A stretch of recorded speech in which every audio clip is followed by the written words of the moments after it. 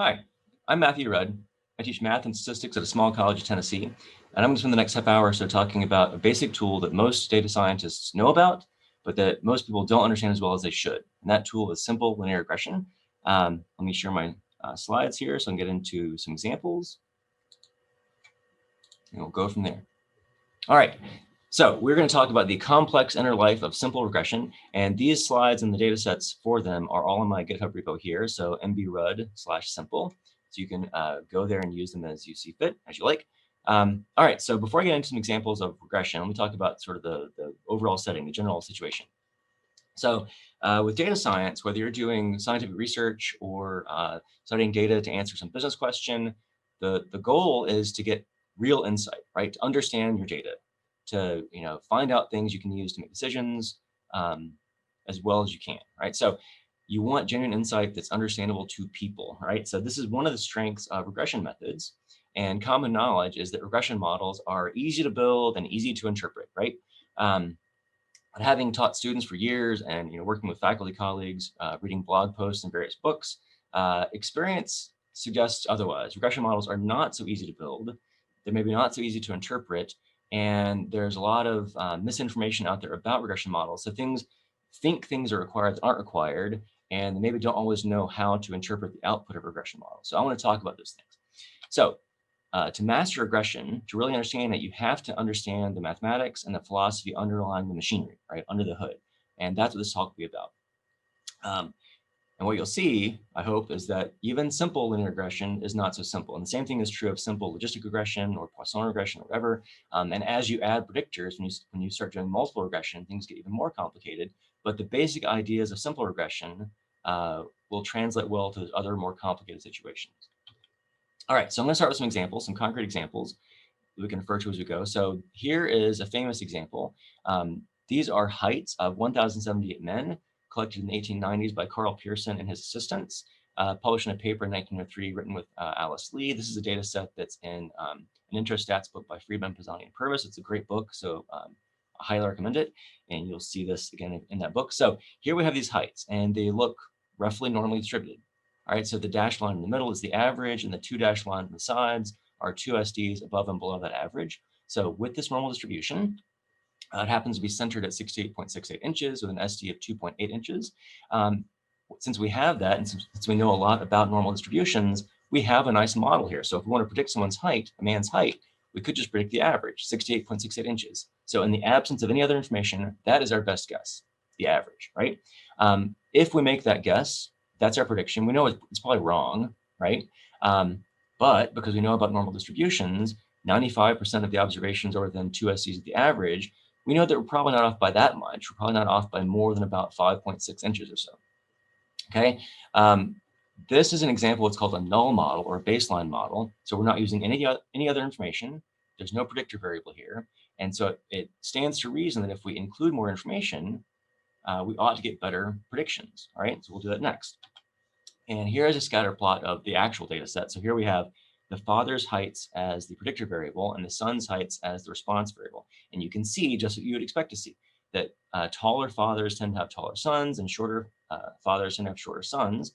The correlation here at 0.5 quantifies that. And so, we see this linear trend, right?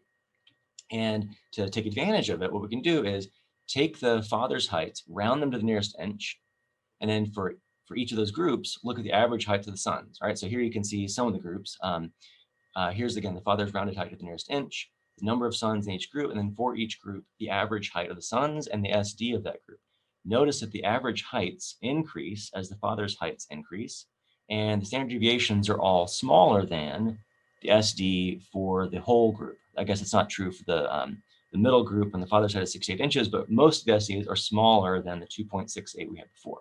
All right, so if you focus on a group and use that to get your average, to guess your prediction, there's less variability than if you use all the son's heights together, which is what you want. All right, so to sort of visualize what's in this table, here are a couple of those groups. So these are the sons whose fathers are 65 inches tall to the nearest inch. Again, less variability than the overall, all the son's heights together, and the average is in the middle. Here are the sons whose fathers are 71 inches tall to the nearest inch. Again, less variability. The average is in the middle. It's higher now.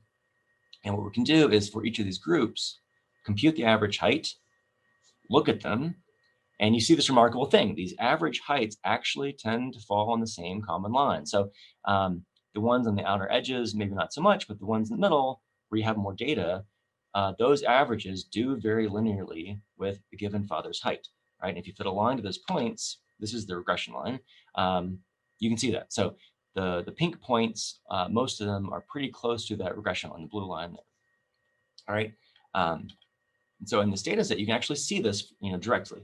The average height of a group of sons depends linearly on the father's given height. If you use this data and actually get the regression line, there it is. All right, so the average height of the sons is 33.89 plus 0.514 times the father's height. If you want to express that more concisely, more mathematically, you could write it this way.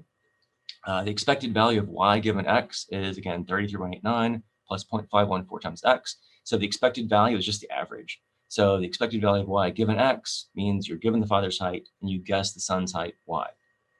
All right, so this is simple linear regression. All right, we have one predictor, in this case father's height. We have one quantitative response variable, and you get this from LM if you're using R. And here's the output of that model in R. We do a regression of son's heights on father's heights. That's up here. And we get a bunch of output. All right, if we look at a summary of the model, we get the intercept, we get the slope, 0.514, and we get a bunch of other stuff. Standard errors, t-scores, p-values, the RSE, r-squared, f-score, all kinds of stuff. So I'm going to get into some of these things later on in the talk. But before I do, I'm going to talk about some other examples, some more realistic examples, I guess.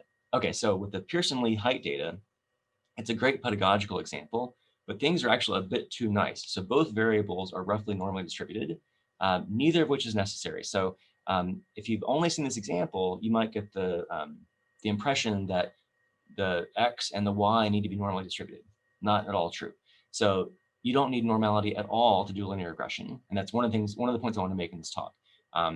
In lots of blog posts and even books on data science, you'll see suggestions that you have to have normally distributed variables, or at least a normally distributed response variable. Not true, okay? So you don't need that. If you do have normally distributed errors, you get extra stuff that's nice to have, but you don't need it, okay? And this data set is big enough that you can actually organize things into groups, look at group means, and actually observe this linear relationship. Most interesting data sets are not that big. You can't do that, right? But linear regression provides the machinery to come as close to that as you can with the data you've got. All right, so for our next example, we'll look at some data from the United Nations, in particular from UNICEF, and they have lots of data related to child health and development. Here are a few of them, birth rates, literacy rates, expenditures, mortality rates, and so on. We're going to see how infant mortality rates are related to young adult literacy. All right, and if we plot this data, here we have data for 40 countries in Africa. We have young adult literacy as the predictor and infant mortality as the response. Young adult literacy is a percentage, and the infant mortality rate is the number of deaths per 1,000 live births. Again, 40 countries, so there's not enough data to go and organize by groups. The correlation is about negative 0.63, and so we see a negative linear trend there. As adult literacy increases, infant mortality decreases, and the regression line will quantify that further. So if we put a line to this data, a regression line, so we get the slope here is negative 0.85, so it corresponds to a negative trend. And what that means is if you have two countries whose literacy rates differ by 10%, let's say, then their infant mortality rates will differ by about 8.5. Okay, so the one with the higher literacy will have about 8.5 fewer deaths per 1,000 live births. That's how you interpret that slope. Okay. Now, this model is mostly descriptive. It describes how these variables are related. It does not explain why. Okay, so there are no claims of causality here. This is just describing how things are as recorded by the United Nations, right? So it makes sense, that higher adult literacy means people can be better informed about, healthcare and prenatal care, and so on and so forth. But again, there's no claim of causality here. This is just what we see. Doesn't say why. All right. Now here's the output from LM and R. We'll get to this more later. But again, this model is mostly descriptive, not predictive, and it's certainly not a causal model. All right. For an example that is predictive, that's different, here we have an example of college enrollment. So colleges are businesses, and so colleges have to predict enrollment, just like any business has to predict demand. And one way you could try to do this is to use birth statistics. So, you know, where I teach, most of our students were born about 20 years ago. And so, you know, how many births there are this year will tell us how many possible students there are 20 years from now, right? That we have to compete for. So we can get birth data from the National Center for Health Statistics, and we can get enrollment data from the National Center for Education Statistics. And here's what we see. All right, so here are births per year in the US from 1965 to 2018. You can see there's some instability around the time of the Vietnam War, the late 60s, early 70s. And then basically births rose for a while till 1990 or so. Then they fell for about 7 or 8 years. Then they increased again. They started dropping again recently around 2007, I think. All right, so here are the births. Now, what about enrollment 20 years later? Here's what we see. So here are the full-time US undergraduate enrollments from 1985 to 2018. And you can see that despite the instability at the beginning, enrollments have pretty much increased. Now, in the 90s, they were kind of flat there, but then they rose again until around 2010, 2011, they started to drop again. Okay, so how do we predict enrollments in the future from 2019 and on, right? So this data stopped 2018, so for 2021 and on. Well, if you look at enrollment as the predictor and births, or enrollment as the response and births as the predictor, here's what you see. So this is a crazy strong correlation for real data, but that's what it is. So we have a correlation of 0.974, and you can see a very strong positive linear trend here. If we fit a regression line to it, we get this equation. So 8.8 times births minus 17.9. All right, what does that mean? It means that when births increase by 1 million, or when they change by 1 million, right, enrollment changes by about 8.8 million. All right, so if births increase, enrollment increases. If births decrease, enrollment decreases. And that slope tells us by how much on average, right? How much we expect to see. So we can use this to predict enrollments for 2021 and beyond. And here's our output from the regression. Here are our predictions that we get. So you can see in the pink are the observed enrollments, and the blue are the predicted enrollments.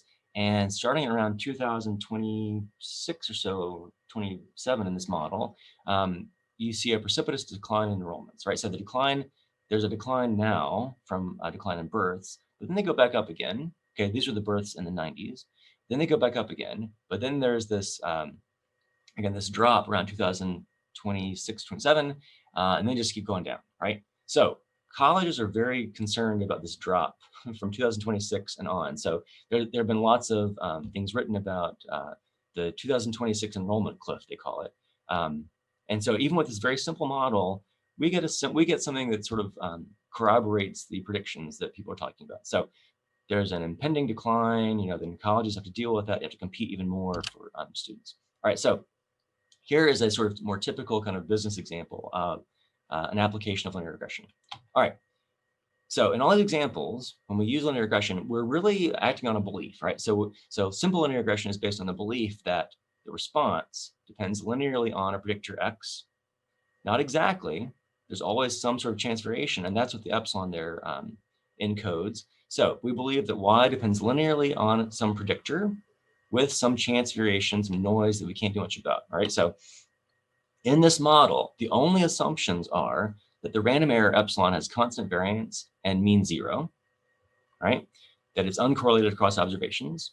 And that means automatically, just based on those assumptions, that the average value of Y given the value of X is a linear function of X, all right? So the expected value of Y given X is some intercept beta naught plus some slope beta 1 times X. And the variance of Y given X is constant, sigma squared, right? That's what we get. And so what we really want to know, the slope, beta 1, right? And so these are the true values, the beta naught and the beta 1. That's the true model that we think holds, right? And the other thing that we have to assume, before I forget to mention it, is that the values of the predictor are known exactly, that they're constants, right? So that's one of the assumptions, that's another assumption that people sort of forget about or don't think about like they should, but everything I'm going to say next depends on that also. So we have a random error with a constant variance, mean 0, and we have a predictor that's known exactly, like in a laboratory environment, right? So This model makes sense if the mean is a reasonable summary of the response, right? Because we have the expected value of the response in terms of the predictor. So if the mean is not a reasonable summary of y, then this is not going to be a valid model. In particular, it's not going to work for categorical responses. So people often use regression for survey data, like Likert scale data, and that is not appropriate at all. It shouldn't be done, right? So the parameters beta naught and beta 1 are not known. The error epsilon is not known. Those things can never be known exactly. They can't be observed. They can only be estimated from observations from data. All right. In this model, nothing is assumed to be normal. All right. I want to remind everyone of that. And even though we're not assuming that, you can still infer things and assess models. Okay. So inferences and model assessment are still possible. So I want to talk about that. All right. And to get into that, let me talk about how you actually estimate beta naught and beta 1. You typically use ordinary least squares. You don't have to, but that's the main method. And lots of things are based on that. So to do OLS, to get the estimates, you think of having some candidate model that y hat is a plus bx. And for this candidate model, you compute the sum of the squared residuals, right? So a residual is the error. It's y, the observed value y, minus the predicted value y hat. And so that you take the error, square them, add them up. You can't just, you have to square them to eliminate cancellations. You square them, add them up, and then you minimize the sum of squares, okay? And that you can do by calculus. So you take the partial derivatives with respect to a and b. So the only unknowns here are a and b, right? There are two unknowns. You take partial derivatives with respect to them and set them equal to 0. These are our optionality conditions. Now, when you do it for a, you get automatically the intercept beta naught hat, the optimal intercept, is the average of y bar, minus the estimated slope beta 1 hat times x bar, right? And this condition guarantees that the sum of the residuals is 0. Okay, we actually need that later on. And when you take the derivative of b, set it equal to 0, and then solve using the equation for beta naught hat, you find out that the slope beta 1 hat is the correlation r times the ratio of standard deviations of y over x. Okay, so OLS gives you these formulas for the coefficients directly, right? And they have various consequences, like the sum of the residuals is 0, and the sum of the weighted residuals is also 0 when you weight them by the predictor values. All right. Now, what does that all? What can we say about that? All right, without assuming again anything about normality or anything. So, ordinary least squares is blue is the concise way to state this basic result, the Gauss Markov theorem. So OLS again is ordinary least squares. Blue stands for best linear unbiased estimator or estimates. All right, so these formulas from OLS are the best linear unbiased estimates. What does that mean? It means the expected values of the intercept and the slope are the true values, right? So if you were to do this repeatedly for different data sets over and over and over again, then on average, you would get beta naught and beta 1. Of course, you only do this once typically, right? But this is telling you that you're not going to overestimate or underestimate, one way or the other too much, that these are unbiased estimates, right? And out of all possible linear estimators, these formulas have the smallest variance, right? So that's what it means to be blue, right? So so there is some optimality of these estimates built into the method. Again, no normality needed, and the proof of this theorem relies on knowing the predictor's values exactly, that they're constants, right? Because you've got to write the beta naught hat and beta 1 hat as linear combinations of the observed values of the response variable y, right? So that's built in there. That's why that assumption is really important and often overlooked. All right, so another thing you get from this, from these assumptions and in the process of proving a theorem is you see that the residual standard error is an unbiased estimate of the errors, the epsilon's standard deviation. So the RSE is the square root of the sum of the squared residuals over the degrees of freedom n minus 2. All right, so this RSE is the thing that LM reports in the summary. All right, it's our estimate of the SD of the error, so we get from it an estimate of the variance of the error, sigma squared. All right, this RSE is super practical. All right, so it describes variability. It tells you how observations tend to vary around the regression line, and it lets you compare models, namely the null model and the regression model. So it's super practical. So for example, the heights data, The RSE that was reported before is 2.437 inches, which is much smaller than the SD of the response by itself. That's the null model. So 2.4 versus 2.8. For the UNICEF data, the RSE is 23.07. And for the null model, the SD was 28.49. So again, we get less variability from the regression model than from the null model. And for the enrollment example, the RSE is 0.389. And for the null model, where you ignore births, you have an SD of 1.67. That's a much better, right? So the RSE is a great way to compare models and assess the fit of your model, or talk about variability. It's probably a better way to say that. All right, so earlier I talked about normal distributions, and if you have a normal distribution, you know about how things are, how far things are from the mean.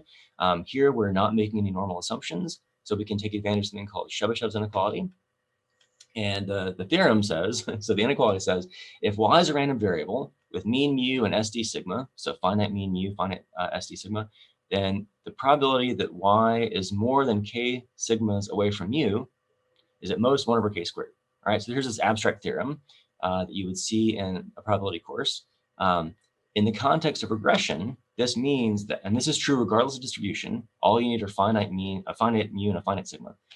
In regression, this means if the regression model is correct, then at least 75%, okay, so 1/4, 75% of responses will be within 2 RSEs of the regression line. All right, so without assuming normality, we know something about where observations are relative to the regression line using the RSE. So this is a super powerful result. All right, and it should be better known than it is. All right, so there's that. Another metric for assessing our model is the coefficient of determination, R squared. And this is a descriptive statistic. It compares the regression model and the null model. All right. Based on ordinary least squares, so that's a key part of this.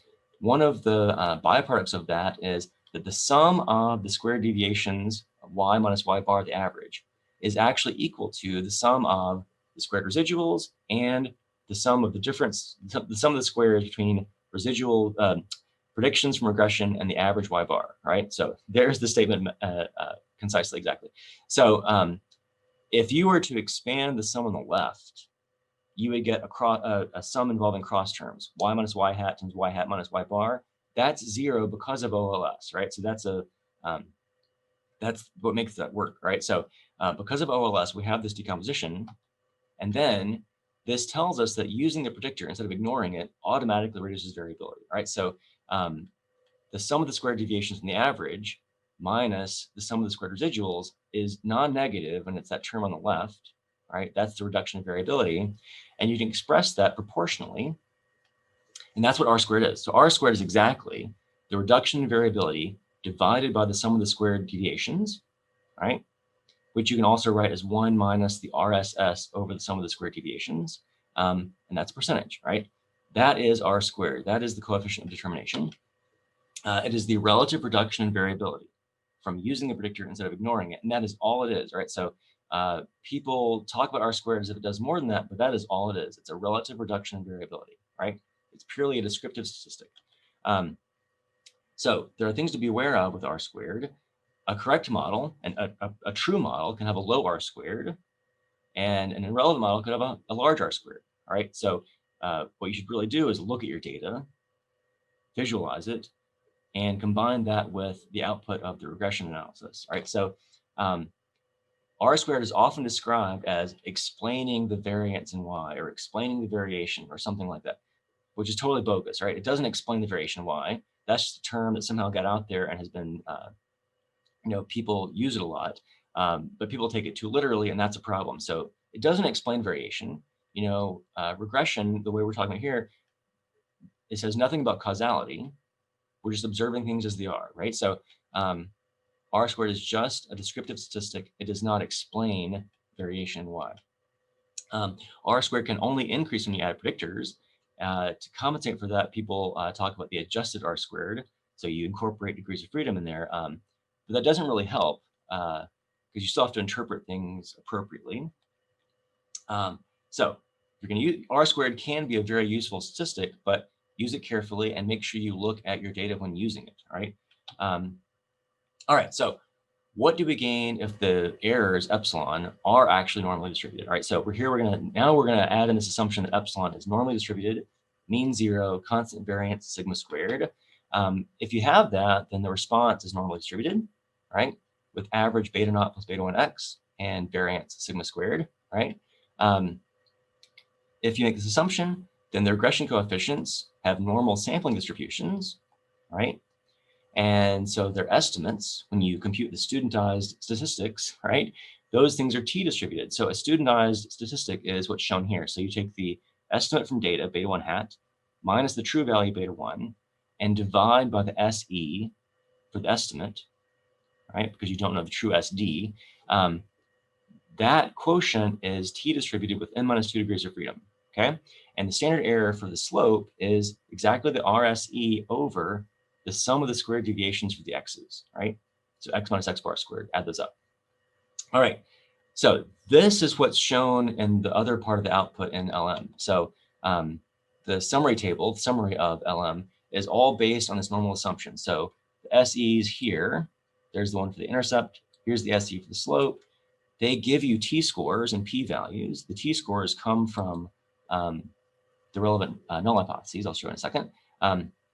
There's the RSE, the 0.3882. There's the R-squared value and so on. But this stuff in the table is all based on the normal assumption. All right, so once you have the normal assumption, you can compute these t-scores and test hypotheses. So for example, the null hypothesis for the slope says that beta 1 is 0.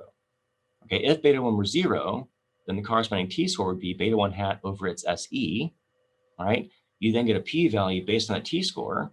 And what I always tell my students is a p-value, the way to think about it is, it's the chance of getting what you got if the null is true, all right? So the p-value says, how likely is it to observe this t-score if the null is true, if the slope beta 1 is 0? Well, in this case, the p-value for the slope was 4.43 times 10 to the minus 13, very small.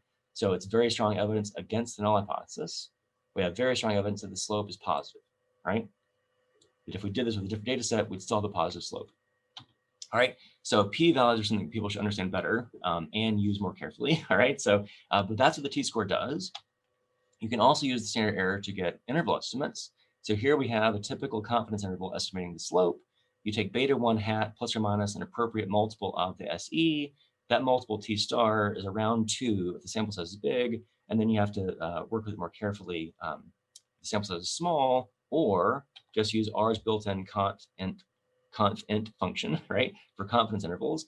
And there we have an interval estimate for the slope and for the intercept, right? All right, so finally, if you don't assume normality, you can still get SEs and interval estimates by using something like the bootstrap, right? So you really don't need to assume normality ever, but if you have it, that's nice, right? And all I'll say to end up is, when you add predictors, this all gets more complicated. There's a lot more stuff to interpret, stuff to be careful about. If you have questions about any of this, I'd love to answer them as best I can. Thanks for listening. Enjoy the other talks. Hi, everyone. Welcome to my talk about principal component analysis. My name is Nicole and I'm a software engineer. So you probably ask yourself why you should use principal component analysis and why is it useful for you as a data scientist. Let me give you a concrete example how you can apply principal component analysis for you. So imagine you have some data which needs to be classified, like houses, cities, numbers, etc.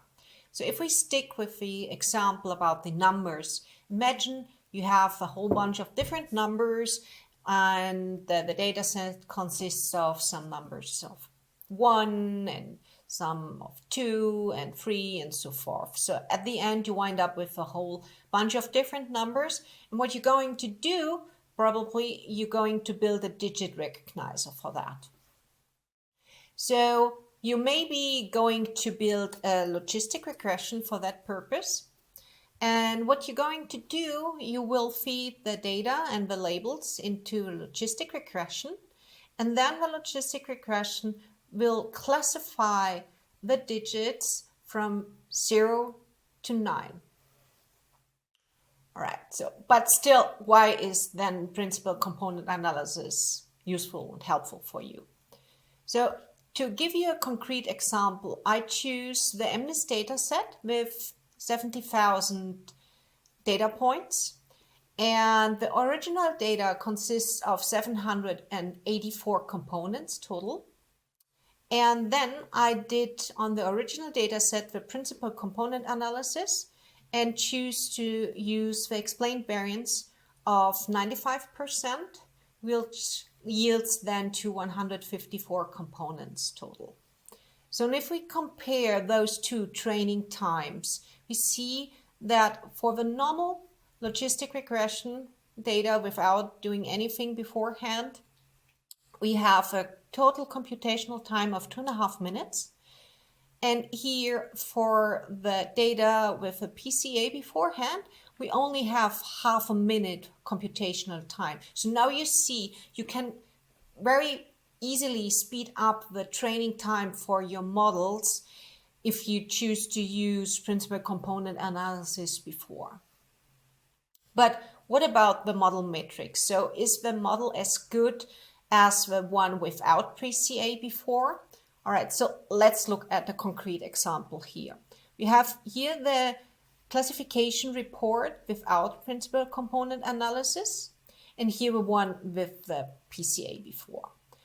And I highlighted the only numbers which differ in the classification report. So only 5 and 8 differ from the other data set. If we compare those values, you will see that the changes here are really minor. So we have 88 and here 88, 86, 85, 87 and 86. And for the 8, it's even lesser. So we have both 89, 84 both, and only here 87 and 86 in comparison. And as for the model accuracy in total, we yield here 92% of accuracy for our model. And here we achieved 91%. So we only lose 1% of the accuracy for our model, but significantly speed up our algorithm. And that come in handy if you imagine that you have a data set with much higher volume of data. So not only 70,000, but maybe millions of parameters you're going to feed into your model. So how would you then use the PCA, or how do you compute the principal component analysis? So you have the original data, then you're going to center the data by subtracting the mean from each data point. Then you're going to divide the standard deviation to make the data unit-free. So next step, and that's really important for PCA, you compute the eigenvalues and eigenvectors that are the errors here in the image of the data covariance matrix. That's here the ellipse. What you do then is you're going to project the data into the principal subspace here. And then finally, as a last step, you undo the standardization and move the projection into the original data space. To give you a concrete example how that might look like. So we have here R3, so we have variable 1, 2, and 3, meaning 3 features. And we have 20 observations that are the blue dots here. So we have basically a 3-dimensional space, but you can easily imagine higher dimensions like 10, 100, or even 1,000 or millions of dimensions for some data sets. What you're then going to do is you choose to use the 3-dimensional and convert it or do the lower dimensional embedding for the principal component into R2. And you see that we also have then the 20 blue dots, so the 20 observations. So basically what principal component analysis does is maximizing the variance in principal component space and by the data point projecting into the subspace. So the variance of each component is given by the eigenvalues. That's the reason why it's important to calculate this from the covariance matrix. And then another really important step for you to do for PCA is that you need to determine the number of principal components. And how would you do that? So that can be easily done by calculating the explained variance ratio of the first k-th components, and by choosing k such that the cumulative explained variance is greater as a given threshold that you set, as I did here for 95% for the model, as I mentioned before for the logistic regression. And it's expressed in that formula. To give you a better picture of how that might look like, I used the formula from before and plotted it. And here you see the cumulative explained variance of the data set of the MNIST data. And the red line is 75 explained variance for the data set. The green is 90, and the black is then the 95, which I choose to use for the logistic regression. So how that affect then your data? To give you a better understanding how that might look like, we compare the original image, which had 784 components, and that's the picture of it. And then we choose the 99% of explained variance, which yield 331 components. So we end up with lesser than the half of our original components. And as you compare those two images, you really see there aren't really much of a difference.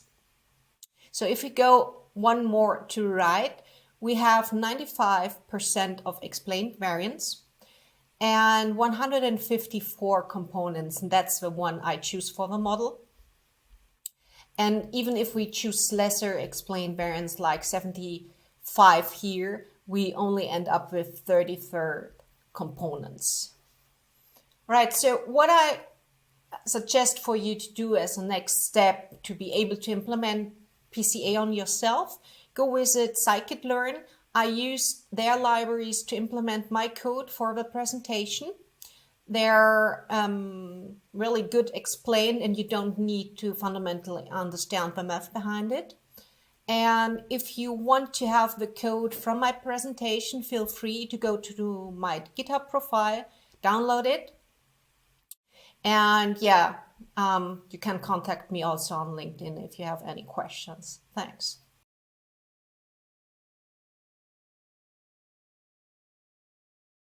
Hello, and thank you for coming to my talk, which I call Beyond MCMC, Drawing Samples is Only One Way to Do Probabilistic Modeling. So probabilistic modeling, as I see it, is a set of inference techniques that treats uncertainty as an integral part of a system rather than something to avoid. So Bayesian statistics lays the foundations for this, and advanced optimization gives us lots of tools to build and fit models.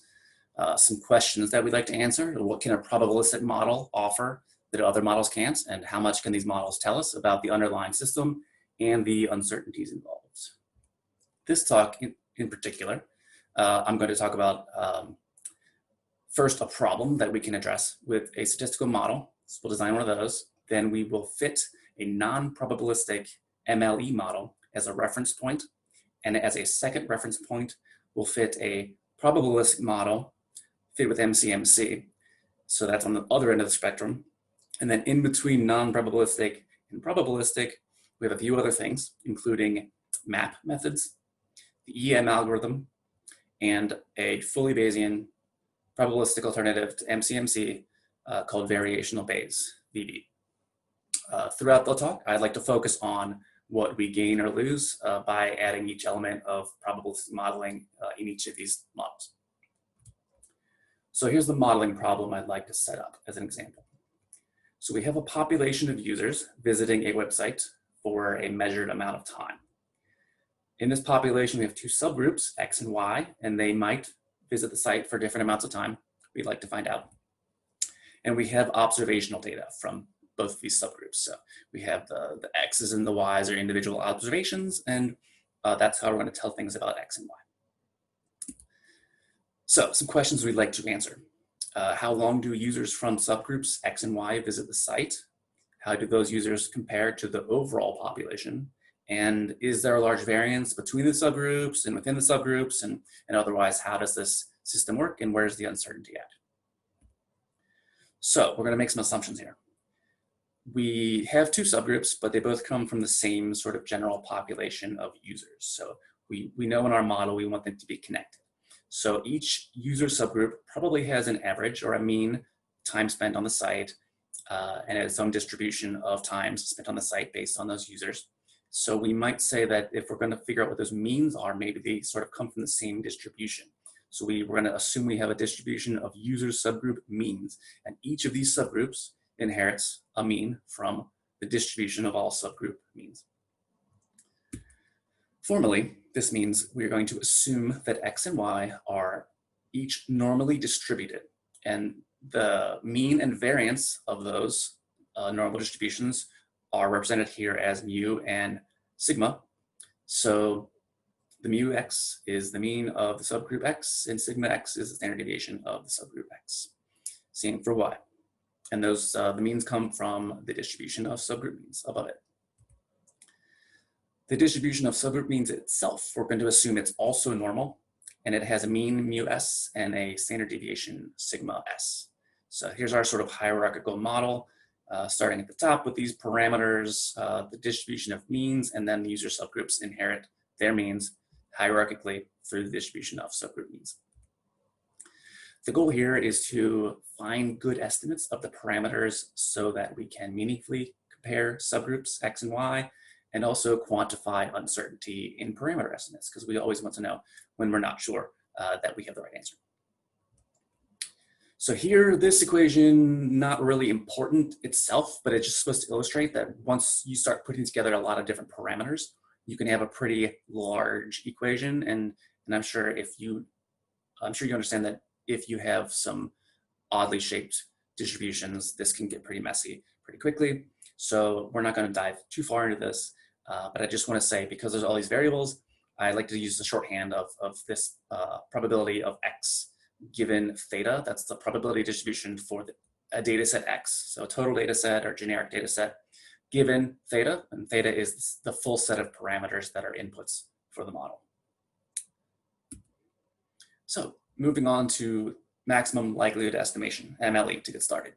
So here's the same setup we had before, the mu's and the sigmas and the three groups. And so how do we get good estimates for these model parameters?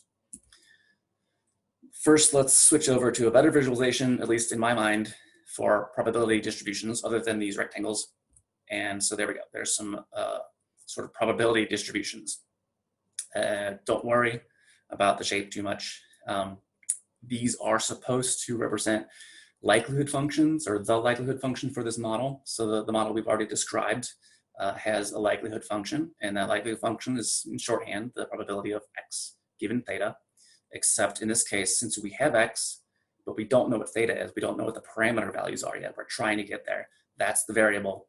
That's what we're going to treat as a variable. And X is a known quantity, so it is not really the variable anymore. On this, the x-axes aren't really important, but I put a little arrow on here. It just is sort of a placeholder for an abstract value of mu. So I didn't put any numbers along here, but you can sort of assume mu gets higher as you go right and mu gets lower as you go left. And that's true for all three of these little plots here. So I just want to say once again, these curves, they are part of one big joint likelihood function. I just drew it like this because obviously I only have 2 dimensions, and the actual likelihood function is going to have a lot more, one for each parameter. Also, the shapes of these curves in particular, I just drew them for illustrative purposes, and so they're not true in any sense. I just figure this would help to talk about these models and the shortcomings and advantages for some of them.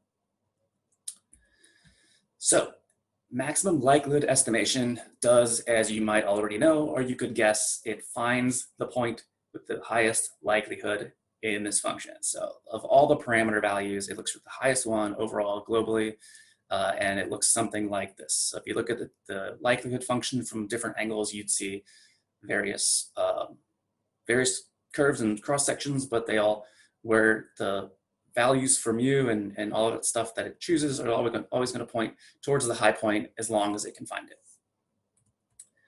So the pros of MLE. It often has a very simple problem formulation, so it's easy to work with. Optimization techniques offer lots of ways to find the maximum likelihood point, and the result is a single set of parameter values, which is easy to understand, easy to use, very portable. You can take your model description and your point values and use them somewhere else in different code base or whatever. The cons, however, this single set of parameter values, it doesn't really represent very much uncertainty. They treat these parameter values as true. Once you're done with this, it just assumes the parameter values that you found, the point estimate, is effectively true, which doesn't really represent uncertainty very well. Also, sometimes this highest point is hard to find, depending on what data set you have and what method you're using. Sometimes it's hard to find the actual highest point. Sometimes you're at a local maximum or something like that. So those are some drawbacks to this one. All right, just to get into a little bit of Bayesian modeling now. Here we have the likelihood function that we talked about before. Bayesian modeling takes this and adds another level to it. It creates a posterior distribution function, which is kind of like the converse of the likelihood function, because as you can see, this is the probability of x given theta. This, however, is the probability of theta given x. That formalizes what we said before, that theta is the variable and x is given. We have data, we don't know what the parameter values are yet. And Bayes' theorem tells us we can calculate this in this way. So we have likelihood function, we have a prior distribution on the parameter values, and then we have this probability of x, which is a sort of nebulous concept that actually causes a lot of problems and difficulty. So I know these two things look pretty similar, but it is in some sense a converse, and the likelihood function and maximum likelihood methods sort of do indirectly and almost in a backwards way exactly what this posterior distribution function does directly and formally. So given that we do have data, and we can look at Bayes' theorem, and we can try to calculate a posterior probability distribution for our parameter values, which we don't know yet. We do know that as soon as you get some complexity in the model, the posterior distribution is hard to calculate. And mostly, or most often, that's because this probability of x down here requires integrating out all of the parameters.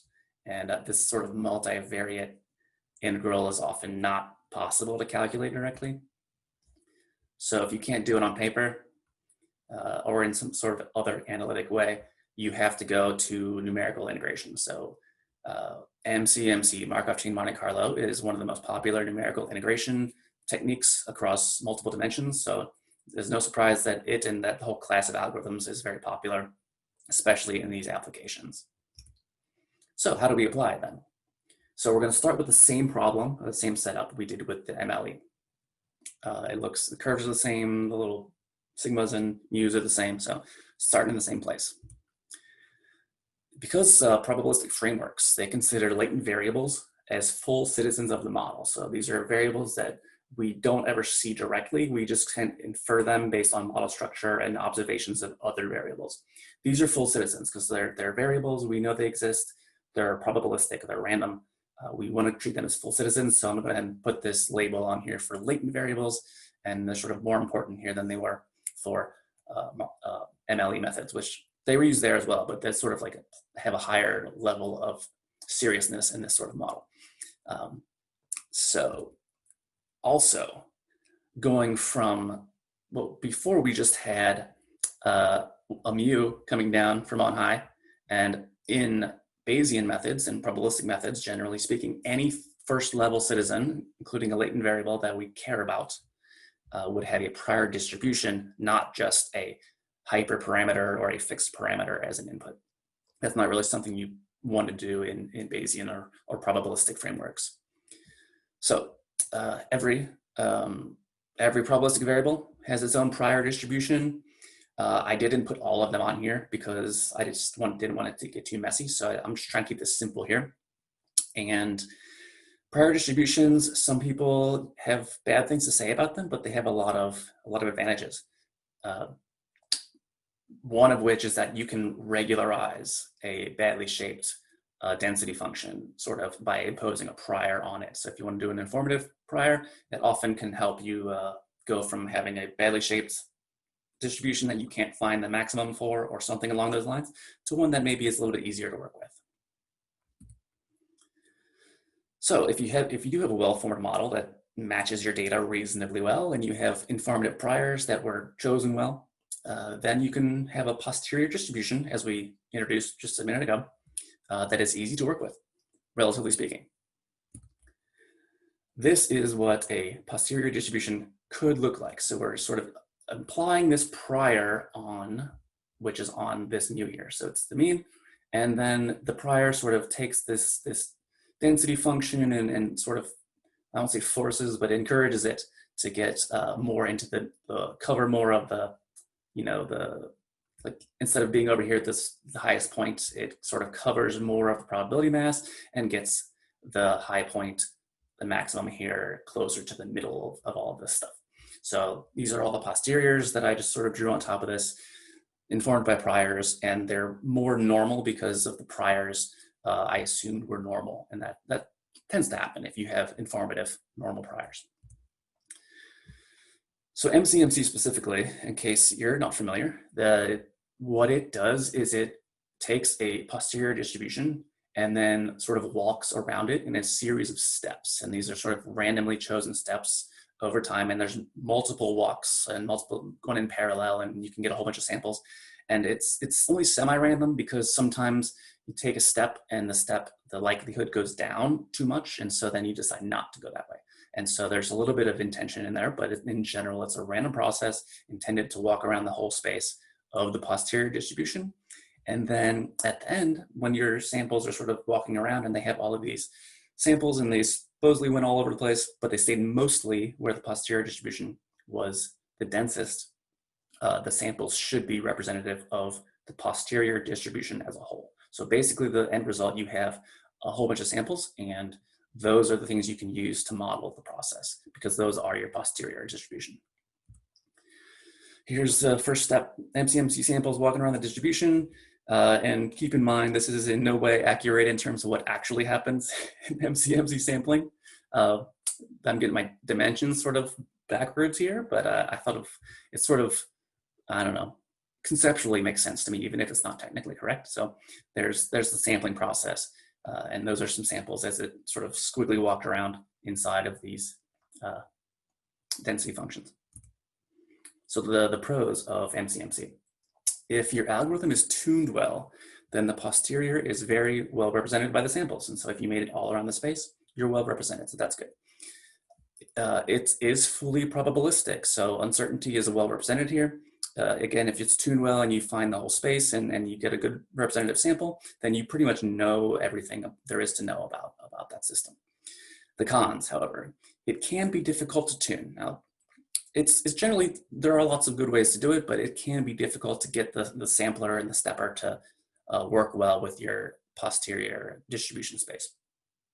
It can be very slow, or if the samples are costly to compute. So if your posterior distribution has a lot of calculations in it just to do one sample, then it's going to take a long time to do a lot of samples.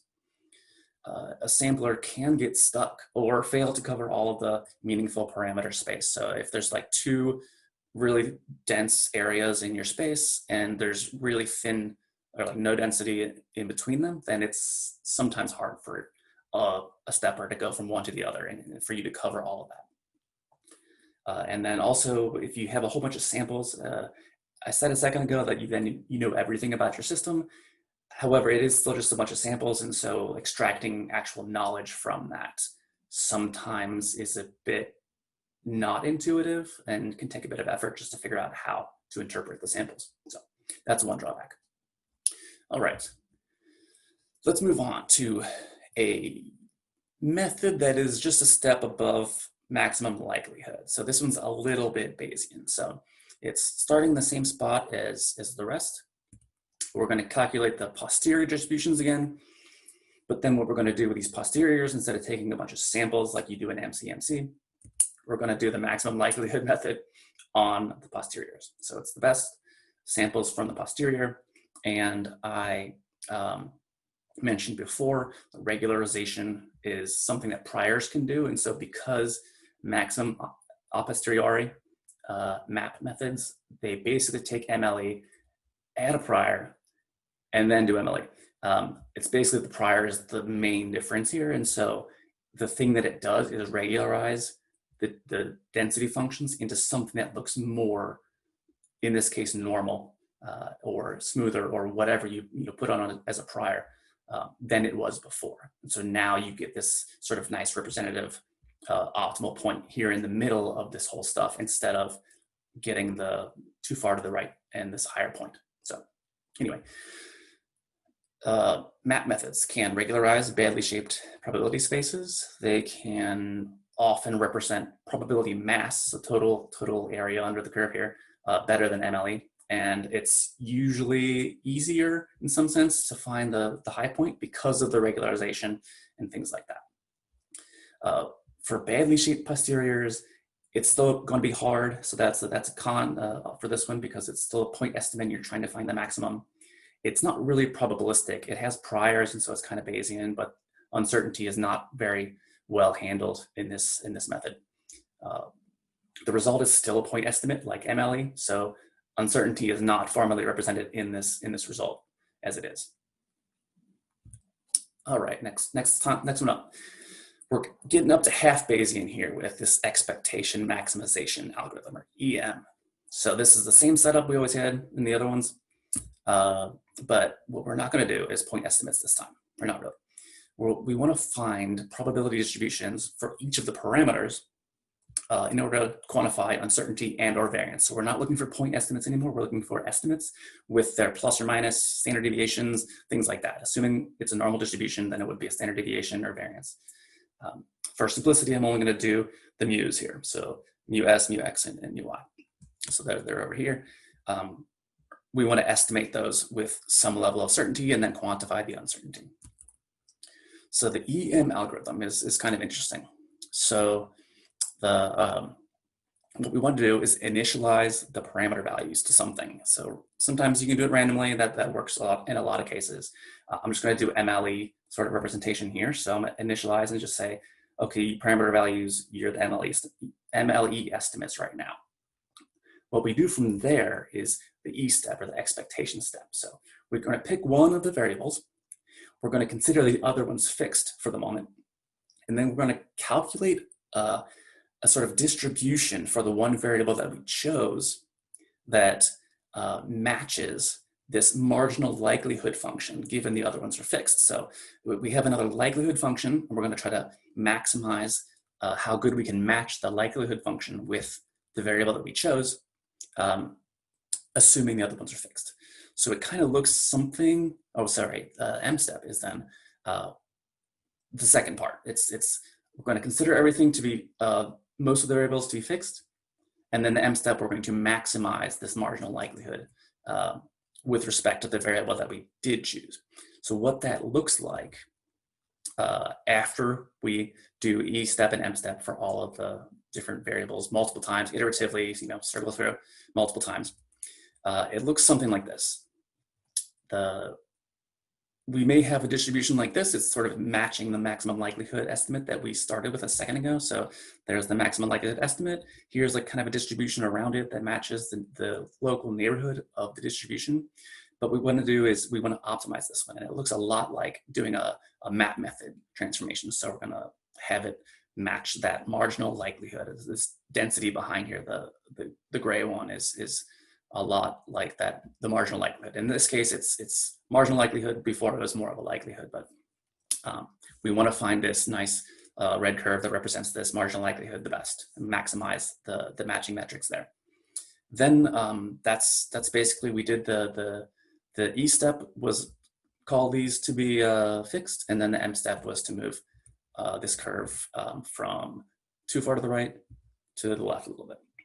Now, the next thing is that we say E step, we're going to choose this other variable down here, the mu x, and we're going to consider mu s now to be fixed. So we just optimize that. It's now farther left than it was before.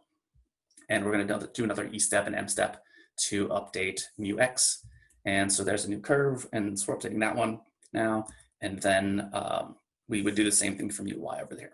So we're just like, go one by one, pretend everything is fixed except for the one you're on, and then make that the best matching distribution. All right, pros here.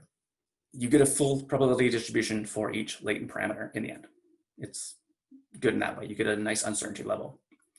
The M step can be done using either MLE or MAP methods. So you can sort of get the regularization in there if you want, and then do the maximum likelihood.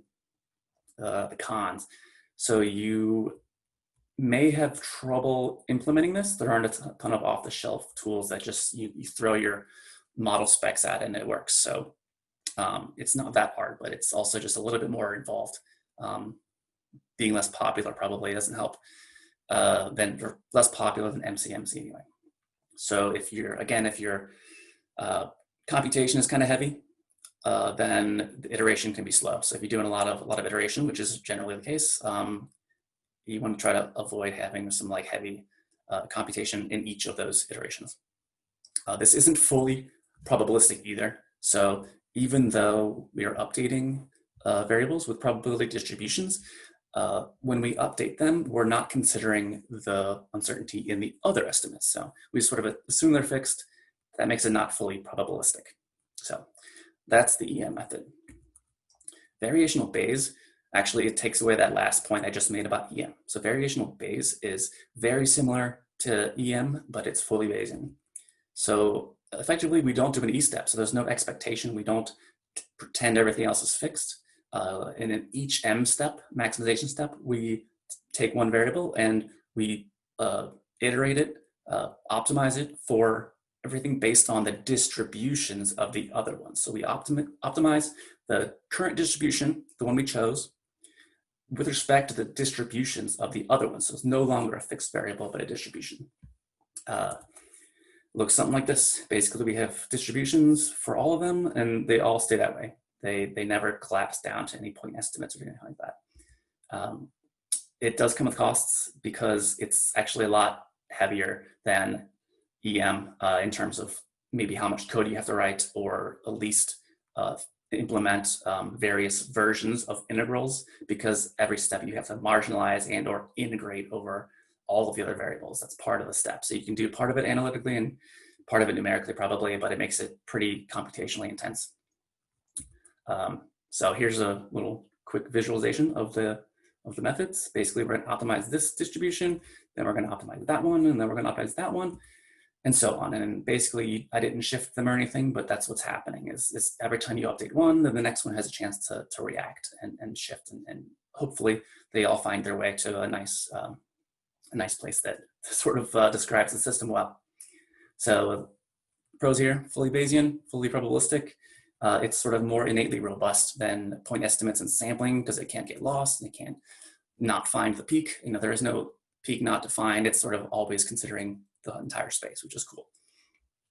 Results are highly usable, highly interpretable, often the analytic benefits. So you can actually describe your distributions of each individual parameter in an analytic way and then use them in other calculations if you want. So it's sort of like a higher level of portability of knowledge you can glean from these things.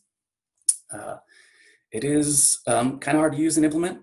It can be slow in calculations, and it might require custom model formulations and conjugate priors. I won't get into that, but it's like a lot of sort of things that make it easier also make it a little bit harder in other ways. And so it's just a lot of burden people that aren't used to, but I do like these methods. So something to look into if you're interested. All right, so we're gonna recap here. So fitting models in a nutshell: lightning round, MLE, it's quick and dirty, a great first step, and sometimes it's all you're gonna need. And you get these point estimates at the highest point in density functions.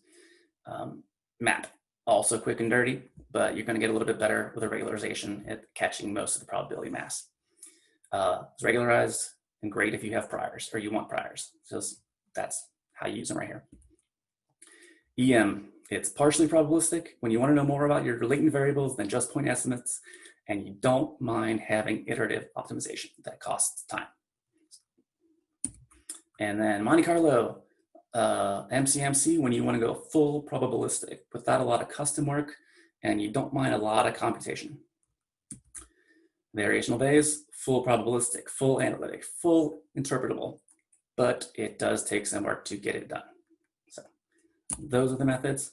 Thank you for coming to my talk. I appreciate the time, and I definitely appreciate Manning and the organizers of this event. I am Brian Godsey. Here is my email address. If you want to see more on statistics and math and data science, and I've been doing math for a lot longer than I've been doing data science. I did write a chapter in my data science book from Manning, of course. Chapter 7 is on statistics and how to use them with a lot of practical sort of guidance. So maybe check it out. Shameless plug for my book. And again, thank you for the time, and look forward to seeing the rest of the presentations today.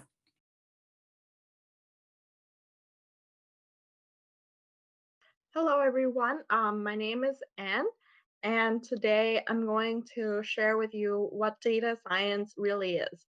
So a bit of background about myself. I was actually born and raised in Vietnam, and growing up in Vietnam was very different. Vietnam was very underdeveloped, and there wasn't much of an understanding about financial services around the world. And so when I became 17, I got a chance to come over to Canada to pursue a better education of for myself. And I took that opportunity alone and studied engineering at University of Waterloo. From that, I really got a chance to discover tech and the impact and scalability that it can have on the world. And so when I graduated school, I decided to work for an intersection between government policies and finance. And I joined the advanced analytics team at the government while doing my master at University of Waterloo. And now I'm currently a data scientist at TMX Group. So I'm going to talk to you more about what data science is and break the myths and tell you why it's definitely the future of career paths. So I actually read this book called Everybody Lies 2 years ago when this first came out, and it was written by a PhD in economics at Stanford, and he did this amazing research where he really wants to discover what the truth is about the world and learn things about ourselves through Google searches. So everybody lies, and people lie all the time. We lie about how many drinks we had on the way home. We lie about how often we go to the gym, how much new shoes cost, whether a person read that book. They call in sick when they're not. They say they'll be in touch when they won't. They say it's not about you when it is. They say they love you when they don't, and they say they're happy but they're in the dumps. And they say that they like women when they really like men. And we lie to friends, family, bosses, kids, doctors, basically even ourselves. And so surveys definitely don't have that much of an impact. So, well, here's a brief survey for you. Have you ever cheated on an exam? And have you ever been fantasized about killing someone? Or were you tempted to lie at all? And I think many people underreported these embarrassing behaviors and thoughts on the surveys because they want to look good, even though these surveys are anonymous. And that is what we call social desirability bias. And although researchers want to collect data from official sources, they tend to still be very inaccurate because we do not want to give away that. However, Google searches is now changing the game in data science, and technology has really opened that for us to be able to understand the way human mind works when we're alone with our computer doing Google searches. That probably is one of the gateway to how our brain thinks. And did you know that the word gay is 10% more likely to complete searches that begin "is my husband than the word cheating? So has anything changed in 65 years? In the age of the internet, no longer holding a library card is embarrassing. And so different things have changed, and the way we store data is now all in the clouds. And that's why we come across this thing called data science by leveraging big data. And how can we learn about what our fellow humans are doing and are really thinking and doing. So with this data science, we're really trying to uncover a lot of business questions about ourselves, and being able to make better predictions and analysis with more truthful facts. So here's a pathway of what data science is. Sorry. So data science is actually a team sport, and you have to work together in a team of data engineers who will actually be making the data, the back end, structuring it, and then you also have to work with business stakeholders to understand the clients and the strategy, and being able to combine those two skill sets and produce insights and be a consultant for the business. And you actually have a very variety of work. It in a big organization, a data science team is like a pyramid, where on the top you actually have a person who has a PhD or an advanced master degree in, say, machine learning or something very technical, and they can actually create the model. But the thing with data science when being applied in real life is that all the models are actually present in academia already, and you actually only need one model to be able to extract insights from many variety of data. And the problem isn't about the model, it's actually all about the data. So whether or not you have the right data, whether or not it's structured properly, whether or not it's actually what you're looking for in order to answer, is more of an important thing.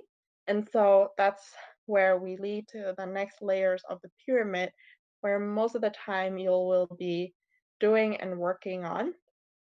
So you have the data engineers who will gather and prepare the enriched data for the advanced analytics.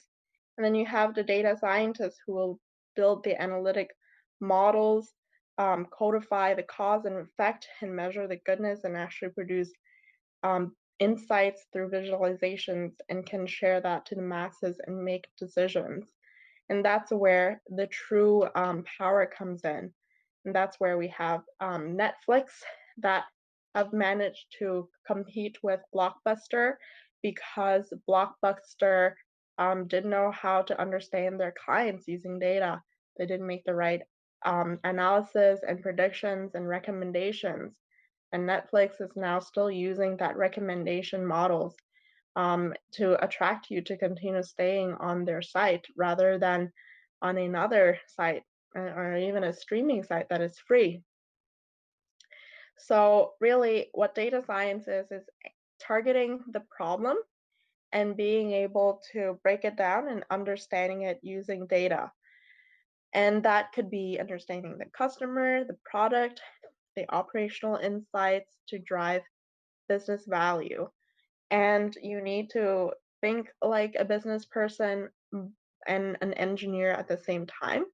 And that cross-functional area is very valuable, but also very rare. Like in my own personal experience working at the government, when we try to become data-driven in our decision process, we wanted to have what we now call a unicorn, which is a person who can do both data science work and policy work.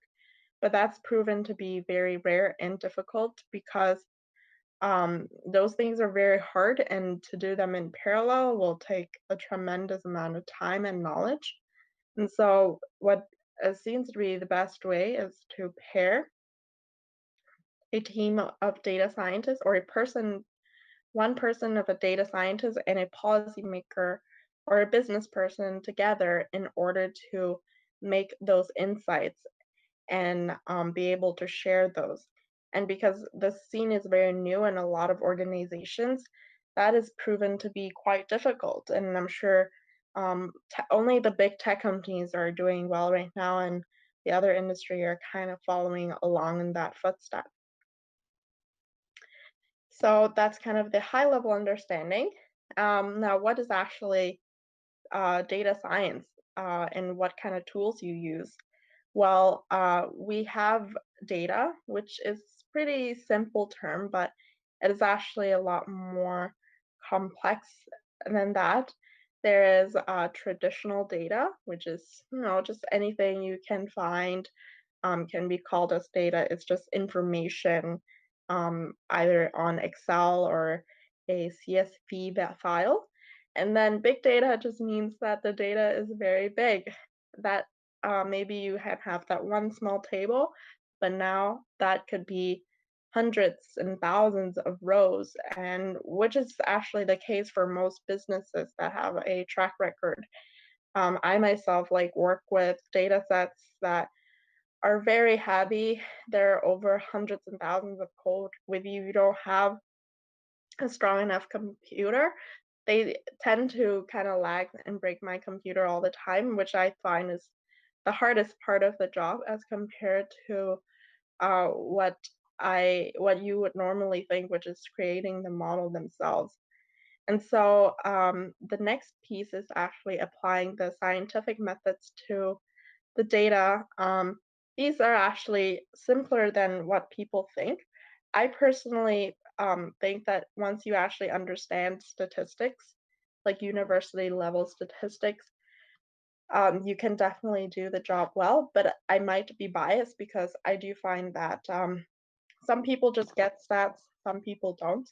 So I do say that focus on math and be able to understand statistics very well. That's the main thing that you can extract. And with these two tools, you can basically apply data science in any problems you want to solve in the world to be able to extract insights and solve them from it. And I can tell you about a few use cases.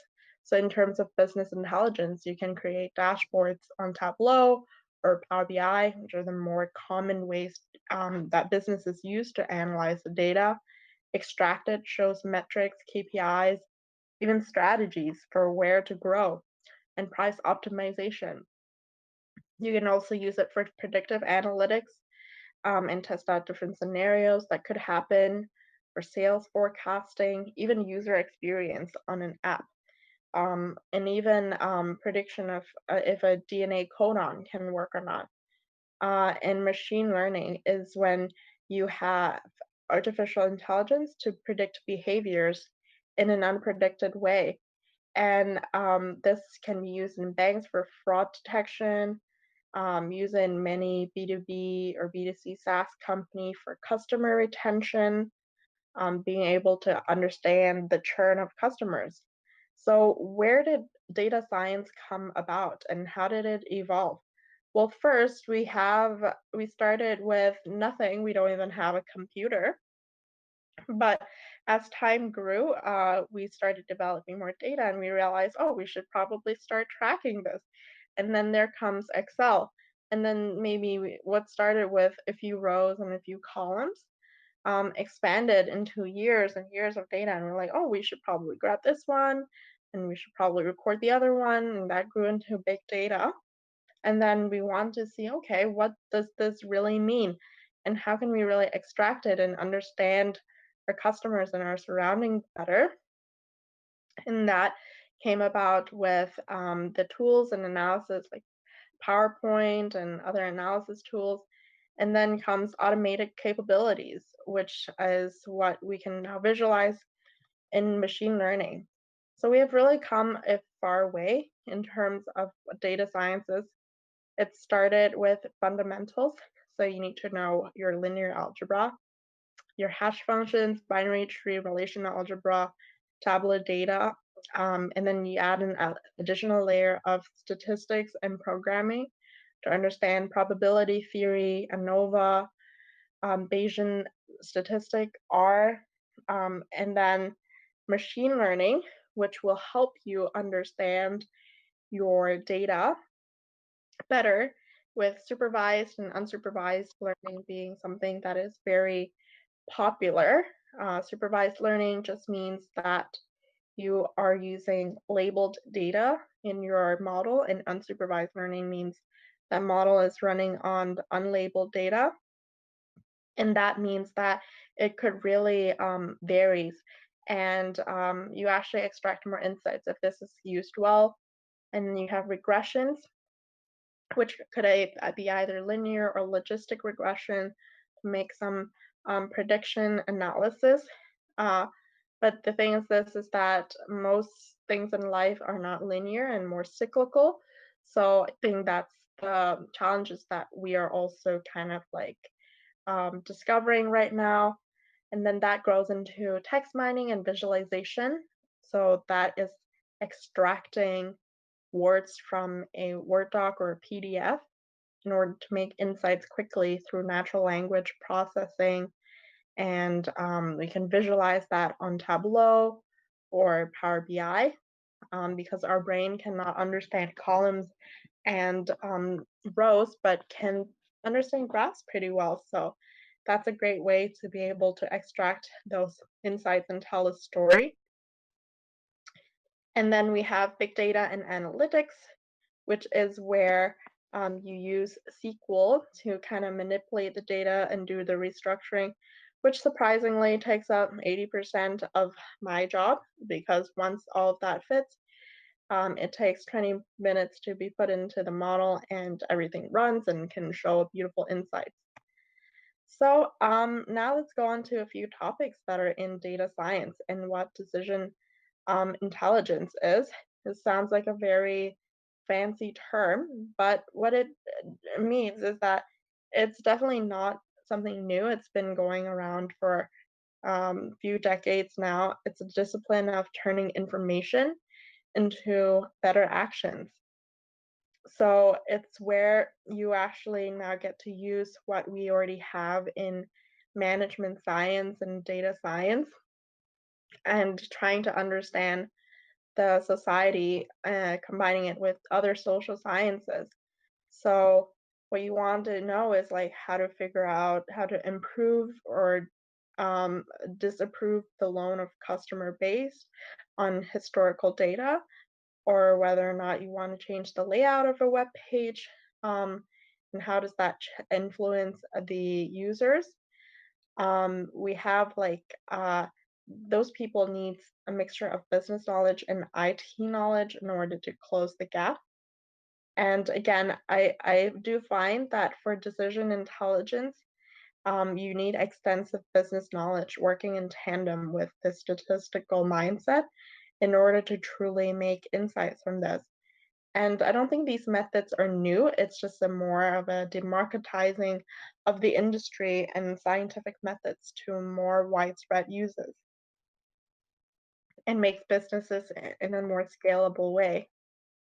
So this can be applied in your driver's seats, many different fields, and the impact of this can be huge depending on what kind of problem you can identify and wants to solve. And the bigger the problem, the more ambitious the problem, the more returns and risks that will come with it. And then machine learning, I think this is a very huge buzzword, a hype word as well, but it's definitely very widely used in the industry, especially tech companies, in terms of recommending what buttons to show you or what food to show you, and that could in fact affect their revenue by millions a day or so. Or it could even lose money for them if it's not attractive enough, or if it doesn't reel people in psychologically in order to get them to buy. And I think for this piece, that's what traditional science cannot offer, is the vast amount of data and interactions with the researchers. Because whenever they try to do surveys, people lie. So scientific research in a lab definitely doesn't give you a lot of insights. And this applies to any industry, like even in finance. You need data in order to actually make these things applicable to the real world. And so banks research with trading, it actually is more impactful than things that academic researchers do in a lab. But not to say that it's not important, because they show you the foundations and the tools in order to be able to extract insights when you go into the real world. Yeah, so machine learning is when a machine learns. You can teach your machine to learn things similar to how you would learn, and that our algorithm will automate that experience and can do that for you automatically, so that it alleviates you of low brain thinking tasks, like detecting fraudulent activities in a credit card, or some very basic tasks. And I think eventually that will grow more as we develop the neural networks and how we can imitate the way the brain works. And there's many applications in that. We have security, fraud detection, investment prediction, risk management, robo-advisory, which is what Wealthsimple has. And a lot of these are prominent in industry for years ago, but they have been keeping this relatively on the down low so that no one can really steal their trade secret. And then let's look at a use case for COVID impact. So here we have a Tableau dashboard on what data science can really tell you about COVID and air passenger on a year-over-year basis from or to Europe. So here we can see that in 2006 and 2007, these are the best year yet, where you can definitely see a 7% growth of passenger and 9% growth in 2007. But then the crash means the crash in 2008 means that people don't have a lot of money. We're in an economic recession and people don't travel a lot more. And so there's a huge decrease in passenger. And then as the economy recovers, people are flying all over the place again. And that kind of plateaus over time. And if you look at that this year, we can take a guess that it's pretty low right now. And so this is a great way to be able to visualize our data and make predictions based on these graphs and statistics. So that's one thing that you can see. Then, okay, so now let's talk about like some women trailblazers in the industry who's making significant progress in this space. We have Dina Katabi.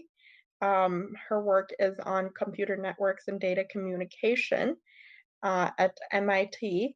And with this, she's able to build computer networks that is vital to monitoring vital signals and applications in medtech.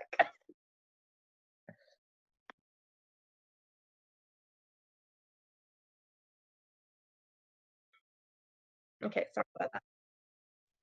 And then next we have Dana. Dana is a bioinformatician, and she can bring biological data to life by decoding mutations in cancer to encoding data in DNA. And as you know, DNA is something that is super long, of like almost thousands to millions of codons long. And to be able to extract insight from that, we need very strong computational power, matching it with what it means, and being able to understand ourselves even better on a molecular level. And then we have Fei, who is a professor at computer science at Stanford. And her work right now has won her multiple awards at Google and Stanford. And she's really teaching machines how to think, from digital images to videos. And so we can see that there's a lot of trailblazers who are making big moves in the industry.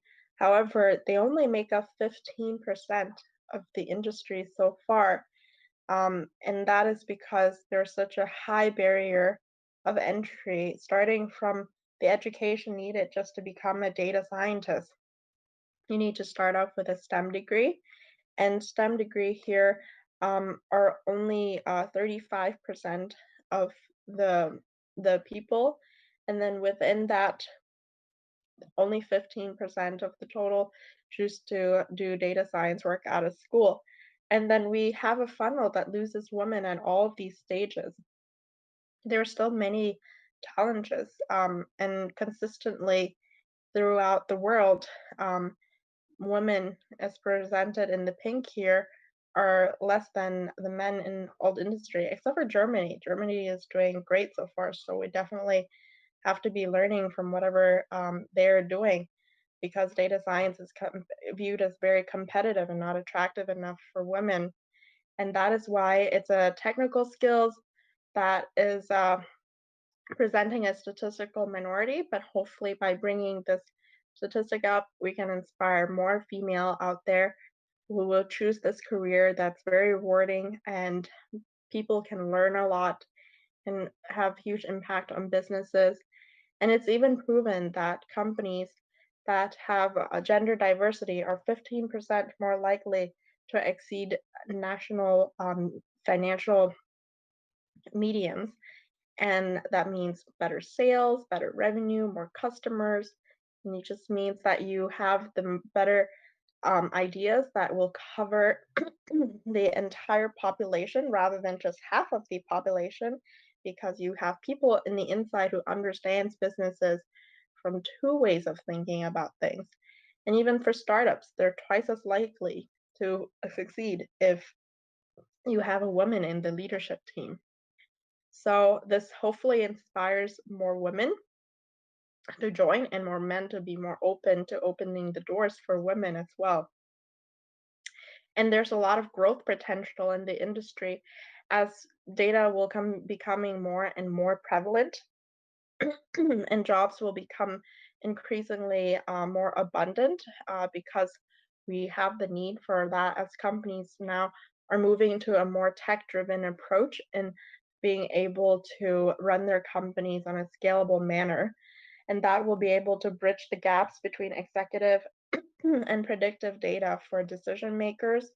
And from 2020 alone, that has really proved to the industry that data science and analytics is needed. And with everything being virtual now, it's more important to be able to tell stories through data. So yeah, hopefully I can inspire a few people here today to join the STEM field, as we need more gender diversity. So thank you so much for listening, and feel free to follow me on LinkedIn. From the Clinic Freiburg, Germany. Today we'll talk about linear and nonlinear models for humanoid posture control and balance. Posture control models are used to model human posture control experiments and also to control humanoid robots. You can see an example we did together with the DLR in Germany. We have a robot control with a human-inspired control system. And you can see the robot is performing a voluntary movement on a stable surface while compensating an external push.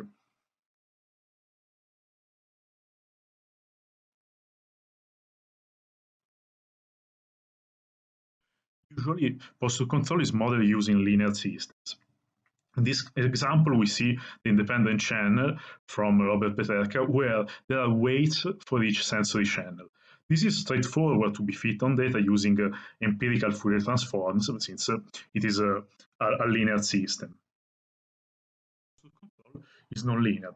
As we can see, subjects are reacting to supersurface tilt of different amplitude in different ways, in the sense that when we get the empirical transfer function, we get larger gains for smaller stimuli. So humans are compensating in a stronger way larger disturbances. We propose a model where the sensory input are fused to reconstruct the external disturbances acting on the body. The model we propose is called the DEC model, it means disturbances estimation and compensation, where the 4 identified disturbances are put back in the feedback system to be compensated, and then there is a servo loop controller that puts the plant in the desired position. Considering a single inverted pendulum description of the system, we have 3 angles describing the state of the system, like alpha body space, that is the body sway respect to the gravitational vertical, alpha foot in space, that is the rotation of the support surface and then of the foot, and then alpha body to foot, BF, that is the angle between the body and the foot. Of course, these 3 angles are connected because the system actually has 2 degrees of freedom, and we see in equation 1. The dynamics of the system is determined by the 3 torques acting on the system, so the active torques produced by the muscles, the passive torque due to the mechanics of the joint, and the gravitational torque. This is divided by the moment of inertia of the body. The passive torque is modeled as a spring damper system, so a PD that is determined by the joint angle.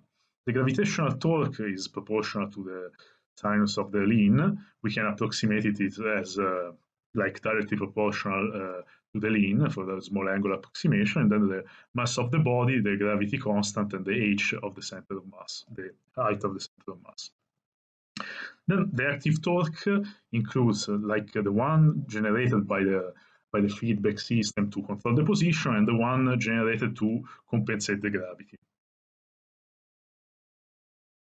The nonlinearity used to reproduce the human behavior is acting on the perception of body in space. This is the variable used in the servo loop to control the desired position.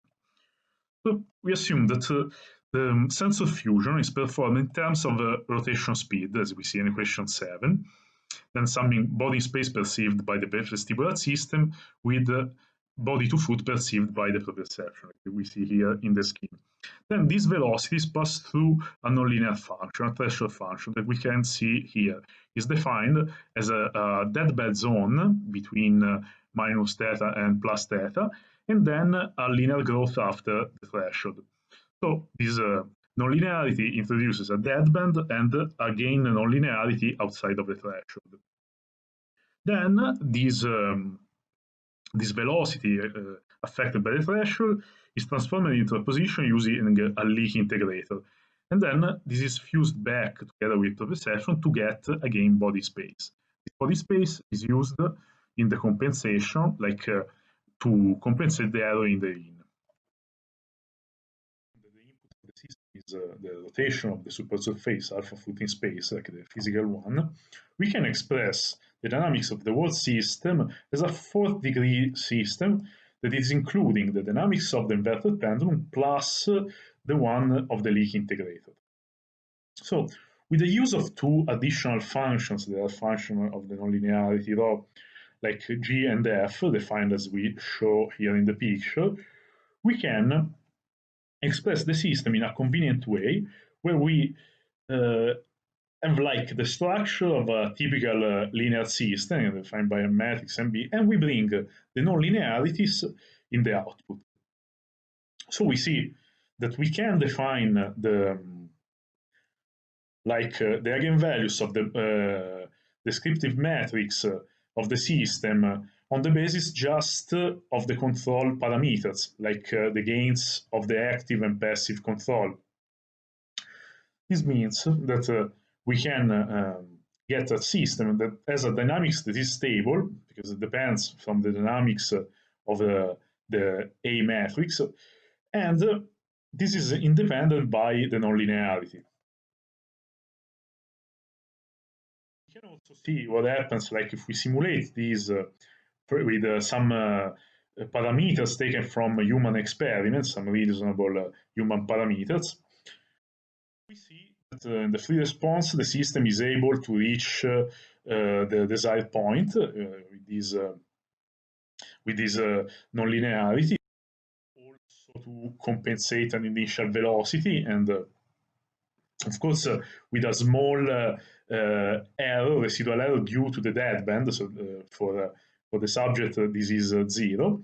Then we can also see what happens in a steady state system, where we can see that if we have a sinusoidal supersurface tilt, the system is slightly undercompensating, but still it is achieving a stable behavior. So the subject, the simulated agent, is not falling.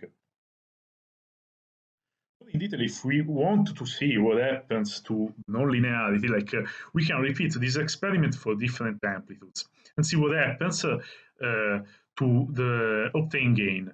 Here we define the gain as the ratio between the peak-to-peak amplitude of the supersurface tilt and the one of the body space sway. Even if, of course, having a nonlinear system, the output may not be perfectly sinusoidal.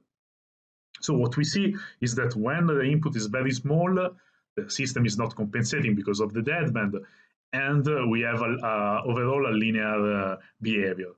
As the peak velocity reaches the threshold, we see the nonlinear behavior, the change in gain, and as soon as the stimulus is bigger, is larger, like what we see is that the system asymptotically converges to a linear gain. So because this is because the gain nonlinearity is less and less effective as the stimulus is larger compared to the threshold theta. As a summary, this analysis confirms the idea that we can stabilize the system on the basis of the gains of the PD control and independently from the nonlinearity. So this confirms the idea suggested by empirical experiments that this is a benign nonlinearity that is not endangering the stability of the system. We also think that this nonlinearity can be useful in cutting out the vestibular noise, because usually humans are standing on not moving supersurface. And then an aspect that we didn't consider in this analysis is the effect of delay. I think what happens if we put noise and delay in the DEX system, like the equation of the ankle torque becomes more complicated, and we may wonder, as we said, that linear systems are easy to be identified straightforward using empirical transfer function. How can we identify these parameters from human experiments? The solution we propose is to use deep learning and to train a neural network on simulated examples to get the body sway as an input and produce the parameters as target. In this case, we see that we can identify posture control parameters. And we can also move to multiple degrees of freedom. We have the same controller repeated with several modules. Is that applying a distributed control system like negotiating model priority, we can avoid the system to have oscillation and rotation, like just going in straight line to the desired point. This is not actually tested in humans, it's not bio-inspired, but we can see how we control a robot avoiding like having the system rotating in the space of phase. Thank you for following this presentation. For any inquiry, you can contact me at my email, vittorio.lippi@uniclinicfreiburg.de.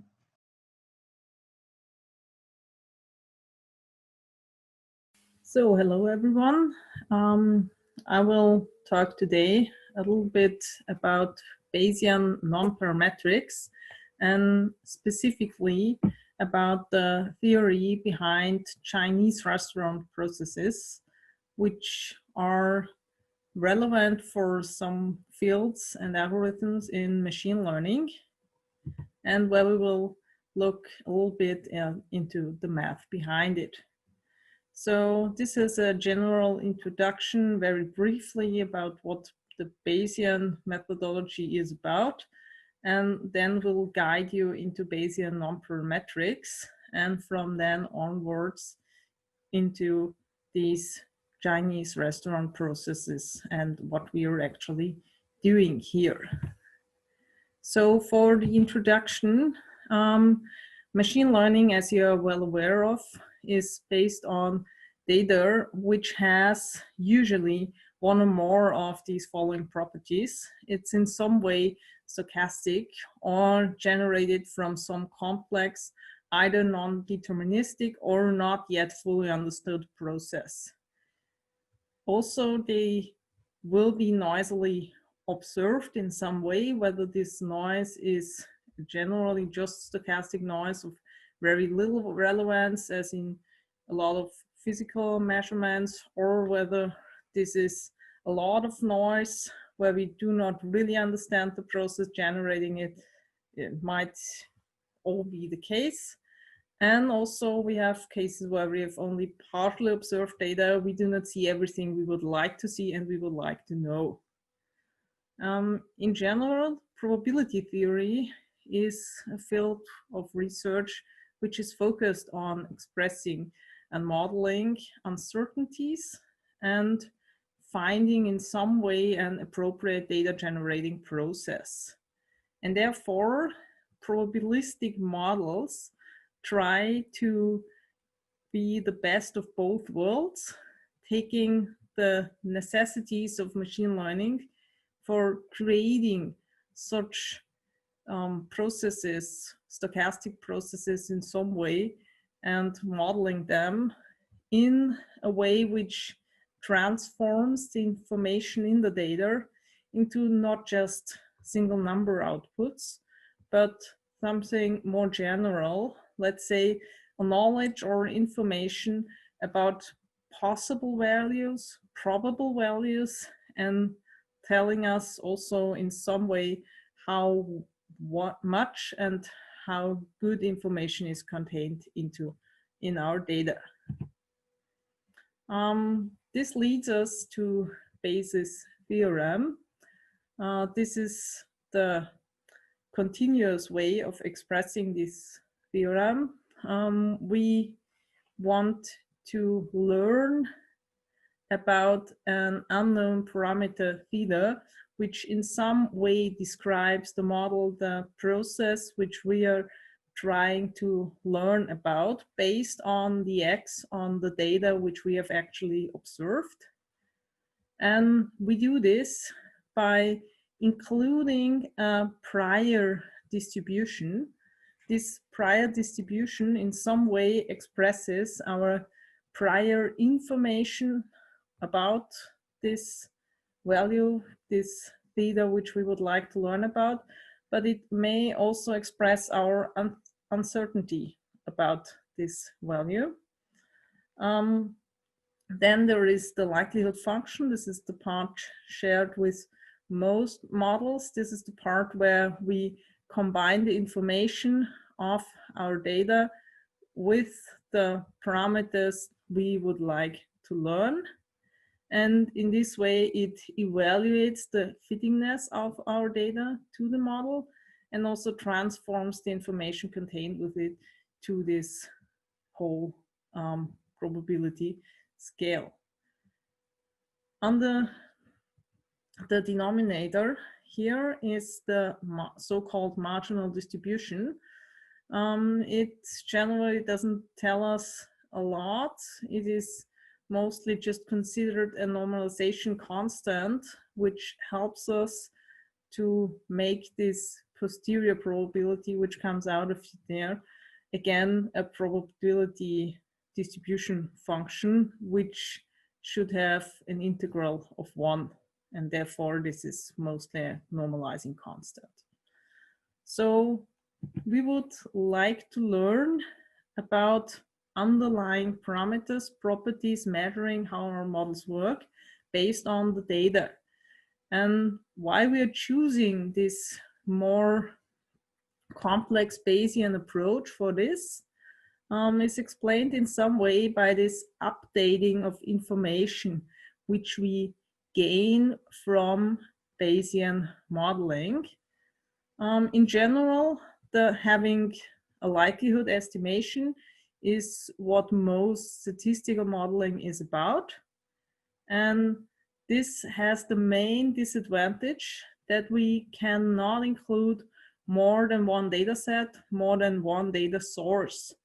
And immediately we see that machine learning, data science is a lot about combining different sources of information, about learning from one source of information and then learning in the second step about another one. And this learning is referred to as updating in this Bayesian context, and we will briefly look at this. So we would like to learn a posteriori about our parameter theta based on two different data sets, based on two different data sources. For this, we would originally require the joint likelihood function, where we include both of these data sources.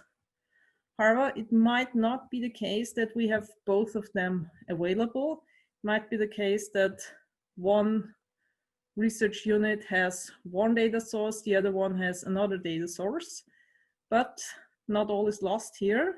We can split up this likelihood into the part of the second data source and the part of the first data source, and combine the first one with the prior information as we've just seen before.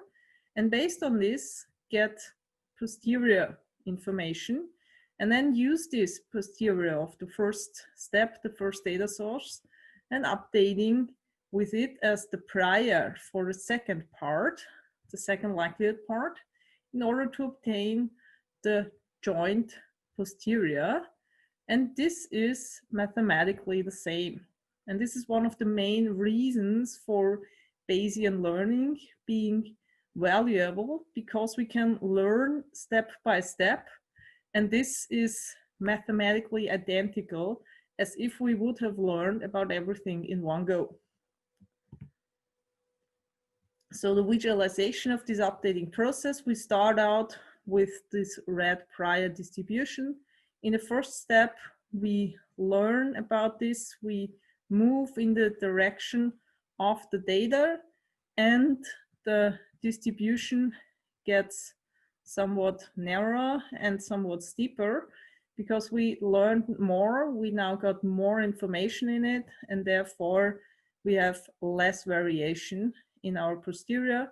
And adding the second data source provides us with this green posterior, where we have learned a lot more 2 steps later, and we end up with the joint posterior. So why non-parametrics? We've just seen that this is about inferring posterior distribution of a certain parameter. So one of the main disadvantages is that this inference about the parameter is clearly linked to the data via the likelihood function, and therefore the choice of this likelihood function is absolutely critical, as much as the choice of a prior distribution is. So likelihood functions, especially parametric ones, are limited with respect to their shape, with respect to their performance, with respect to the abilities which we would like to model about in the data. And we would like to have something more general. We would really like to consider any possible likelihood, not just the ones which are parameterized by certain sets of parameters, by closed form parametric likelihood functions which are known to us. And therefore, we would like to generalize this approach. So the notion of Bayesian non-parametrics in the first step of approaching it is, well, if we can have one parametric likelihood, let's try to model certain parts of the data with certain types of these parametric likelihoods, and then mix all of these together in a mixture modeling approach. This is pretty nice because within each part, we know what this parametric likelihood is like. We can still infer the parameter, the theta, and we also know that these weights, usually they have to sum up to 1, and therefore we obtain an approach which is pretty nice for us. This is the finite mixture model approach.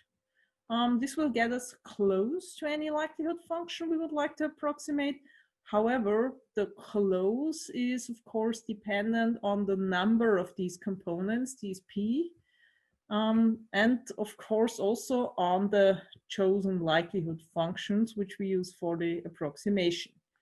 So basically, in order to get infinitely close to any possible likelihood, we would need not just a finite mixture of such likelihood functions, we would need an infinite mixture of such likelihood functions. And this is the actual notion of Bayesian non-parametrics, mixing infinitely many likelihood functions. And this is done through a stochastic process, which allows us to add further components to our mixture models independent of how many we already have. So let's now look at these Chinese restaurant processes, and we will look at a very, very small restaurant, just 2 customers being there. And the first of our customers who enters, he can choose at any table he likes and choose any dish he would like for his table, the table number 1. The second customer then, in this stochastic process idea, has 2 choices. Either he can sit with customer 1 at table number 1 and share the dish which is already served there, or he might sit at a new table and choose a new dish for himself. The first happened with 1 over 1 plus alpha. The second happens with alpha over 1 plus alpha. So this was a very small, very cute little restaurant with only 2 customers. Let's look at a little bit larger setting. So we now have a slightly larger restaurant. We have 8 customers who have already chosen their tables. Customer 1, customer 2, and 5 sit at the first table, sharing 1 dish which is served there. Customer 3 has special taste and sits at his own table with his own dish. Customers 4, 6, and 8 again share a table and a dish served there. And customer 7 again chose a different table. So now, after all these 8 customers, customer 9 is entering the restaurant and has the following options. Can either sit at the table number 1 with those 3 guys, and this would happen with probability 3 over 8 plus the alpha, or choose the table number 2 with probability 1 over 8 plus alpha, and so on and so forth for the 3rd and the 4th table. Or also customer number 9 has the option to choose his own table and his own new dish for this table, and then create a new table based on this. As we see, this alpha parameter in here has somewhat a steering effect for creating a new table, and based on how many customers we already have, the probability for opening a new table will always decrease. So we will now generalize this and look at the mathematical notation for this. So we start out from our 2 customer Chinese restaurant process before we go to the infinite one. With 2 customers, we have 2 possible tables, and we would like to have the dishes on our table to actually be the different means of some kind of underlying normal distribution. We generate those means from an underlying normal distribution for the means.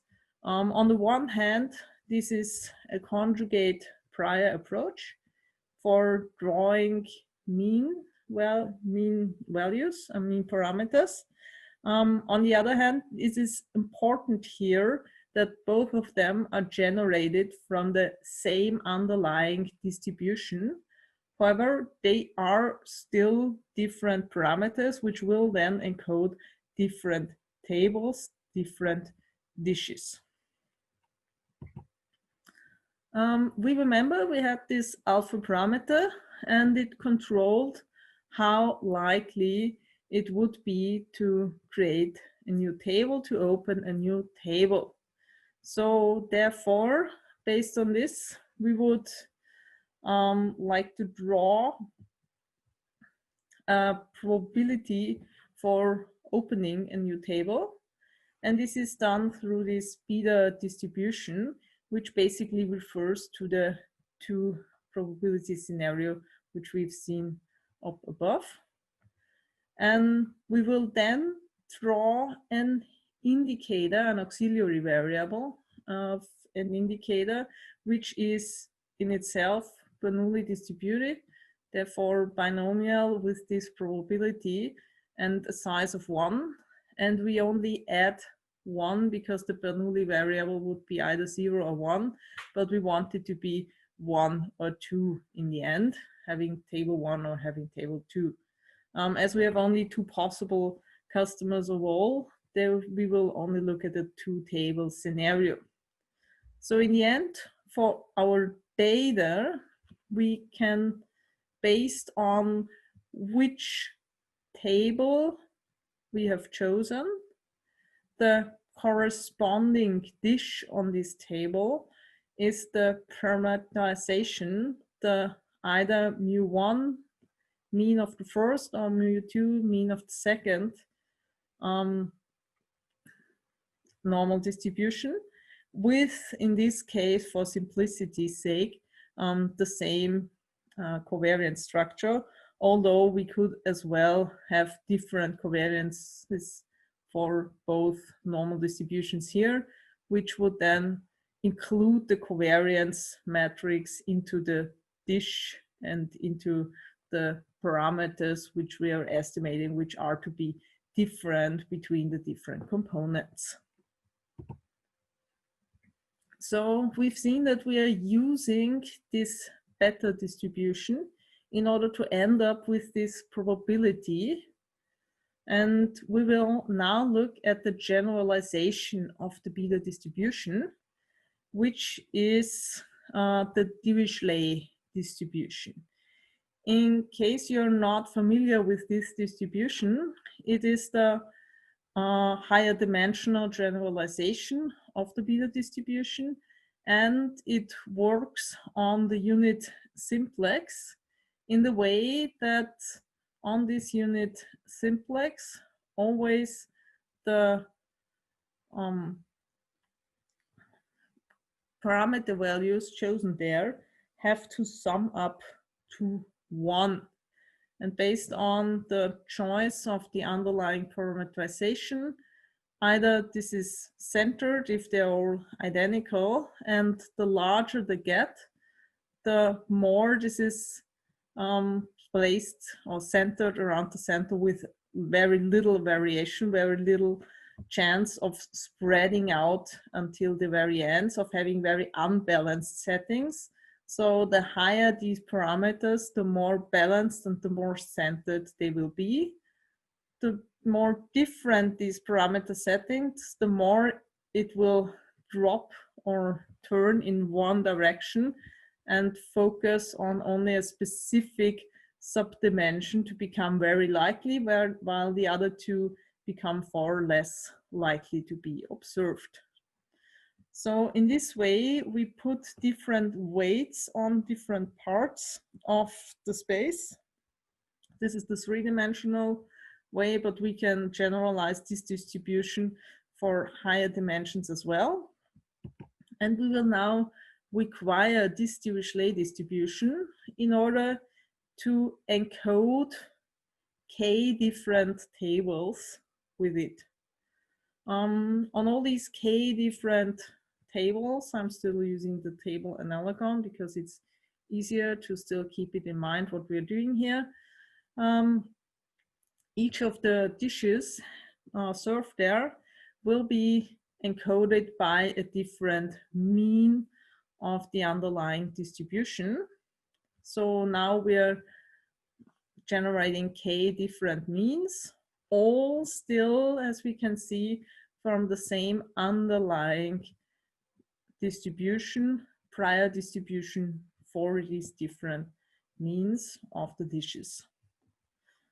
The table weights are now generated by this Dirichlet process. And we see that alpha again has some influence there. And alpha has exactly this influence as we have seen in the case with the 8 customers and the 9s coming in, that it's regulating how the different tables, dishes are distributed between the tables and how easily it will steer to create a new one or not. Now these k different weights allow us to choose between k different categories, and therefore we're not sampling from a binomial but from a multinomial distribution in order to obtain the actual indicator of which group our observation will fall into. And based on this group indicator, we will then choose the appropriate mean, and in this way, most simply here, put this into a normal distribution, which just is different with respect to the means. This is still a finite mixture. We have here the k different components, the 8 different tables. There's no option of, or there's 4 different tables. There's no option currently of creating a 5th one.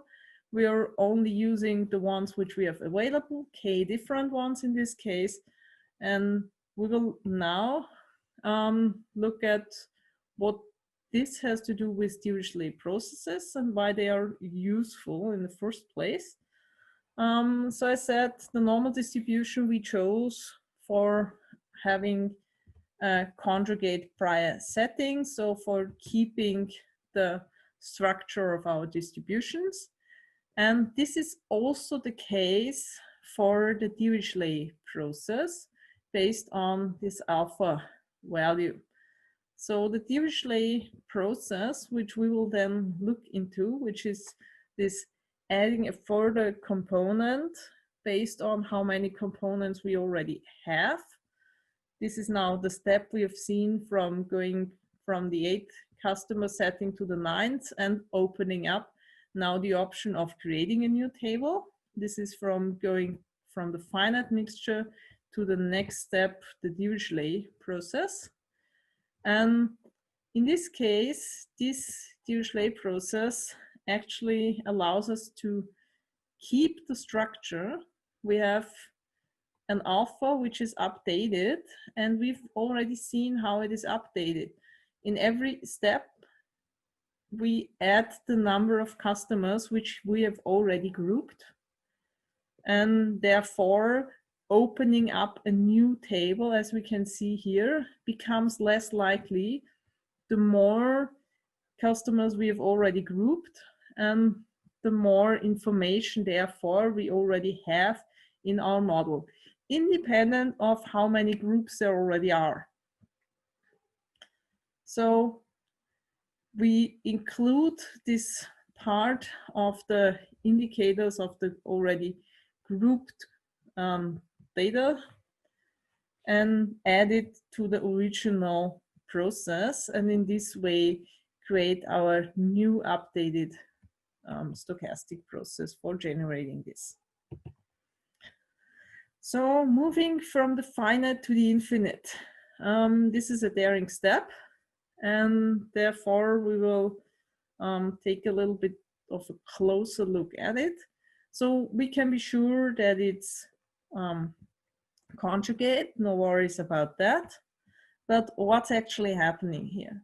So what we would basically do is that we would like to choose these different labels, having each of them one of the different groups which we already have, based on all the information, all the previous labels of all the data without the one which we are grouping now, and the alpha process. And this includes, and now here is the information of how many people are already sitting at the table, the NK, how many are choosing a certain dish, and considering how much people like a certain dish, it's more likely to end up at a table with a dish favored by a lot of people than ending up at the table with a dish favored by only a few people. And what is happening back there is alpha would be divided by the number of k. This is what's actually done in this Dirichlet distribution. And of course, if k, the number of components, goes to infinity, we are not just mixing a finite number of possible groups, we're making them infinitely many. This last part goes to 0. And therefore, we end up with what we've seen before, the number of people seated at a table divided by all people we've already grouped, plus the alpha. And therefore, this alpha and its size is strongly regulating how plausible it will be to open up another table. So how do we do this? We've seen the Dirichlet distribution. We've seen that this simplex is pre-made and that we're choosing in the simplex how to put the weights and which parts would be most reasonable. But now we still want weights which sum up to 1. Otherwise, the weighting would not be mathematically proper on the one hand. On the other hand, we have infinitely many of them. As we know from basic math, if we sum up infinitely many values and we still want to add up with a sum of 1, the values have to get smaller and smaller and smaller and smaller the further they get with summing them up. And therefore, we create this stick breaking process, which will be the prior instead of the Dirichlet distribution. So we start out with a stick of length 1. This stick of length 1 represents the total weights which have to sum up to 1. And those is the total sum of all possible subsets. Now of this stick, we break up the first part, which is the weight for the first table. And once we've broken up this first part, the rest of the stick still remains as the possible weights, the sum of possible weights for the other weights and all the other tables which have not been there yet. So in the next step, we break up the part which will correspond to the second table, and so on and so forth. So we start out with the stick with total length of 1. We break up the part which corresponds to the first table. The rest, the other part, will be 1 minus the weight for the first one. And now we take this one as the total length and we break up again the part which is the weight for the second table and keep the rest for all the others. And again, out of this, we break up the part which will correspond to the third table and keep the rest for all the others, and so on and so forth.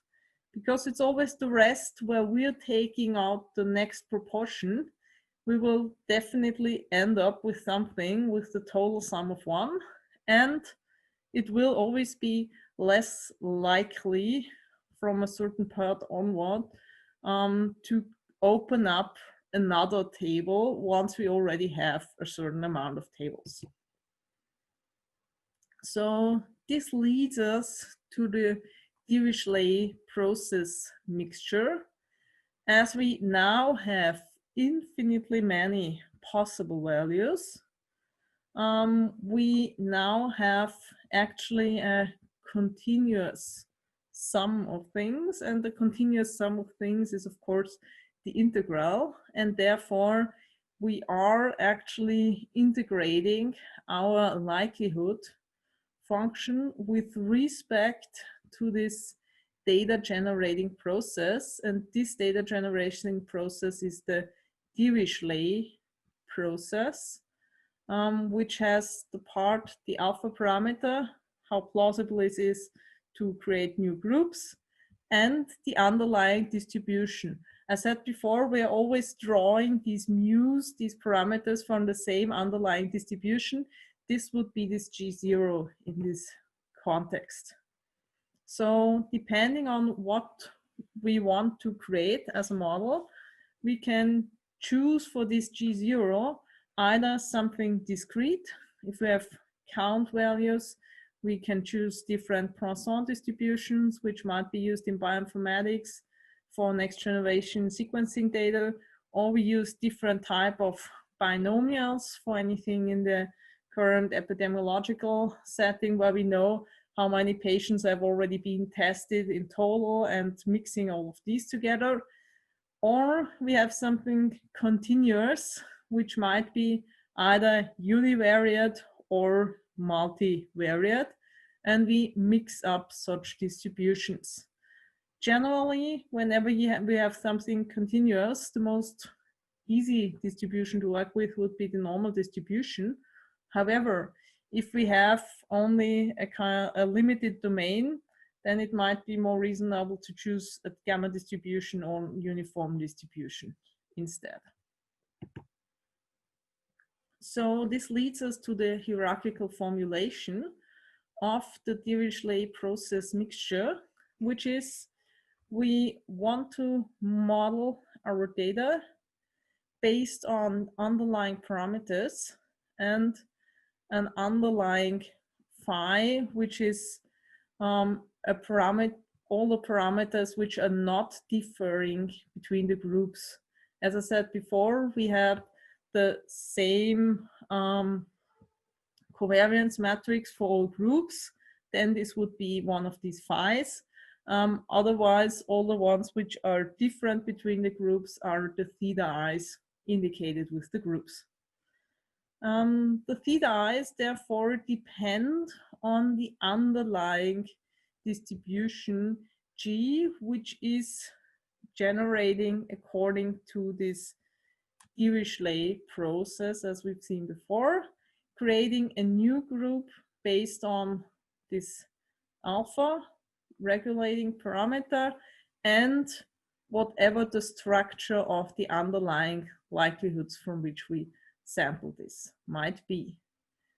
And therefore, we have joint priors of these phis, which is the parameterization of the prior of the Dirichlet process, the alpha itself, and the phis, the independent parameters, group independent parameters of the process up there.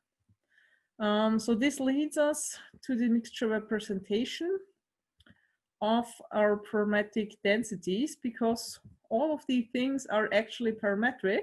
We just mix infinitely many of these distributions here. And we've already seen that we can create these weights appropriately by using this stick breaking prior.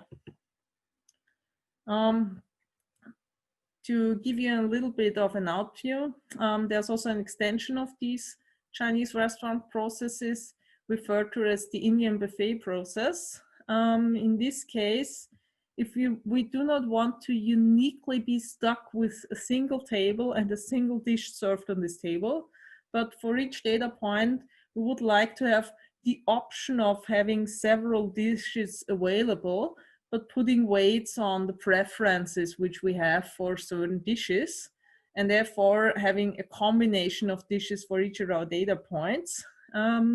Then this is rather referred to as the buffet from which we are choosing as the analogon.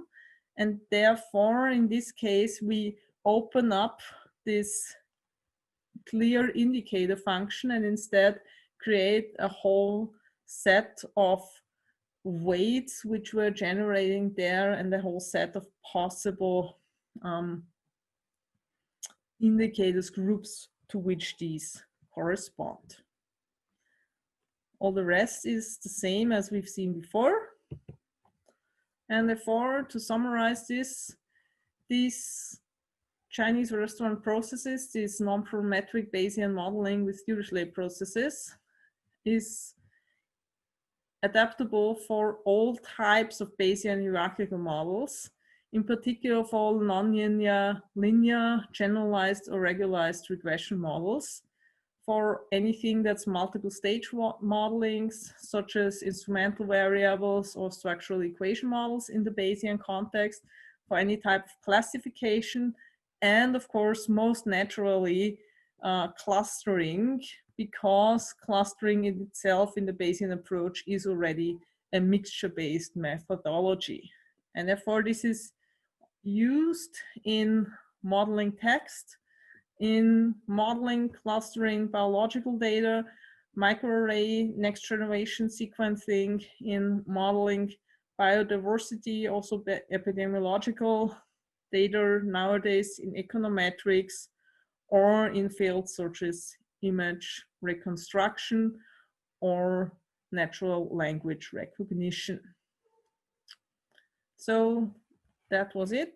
Thank you very much for your attention and looking forward to any questions there might be.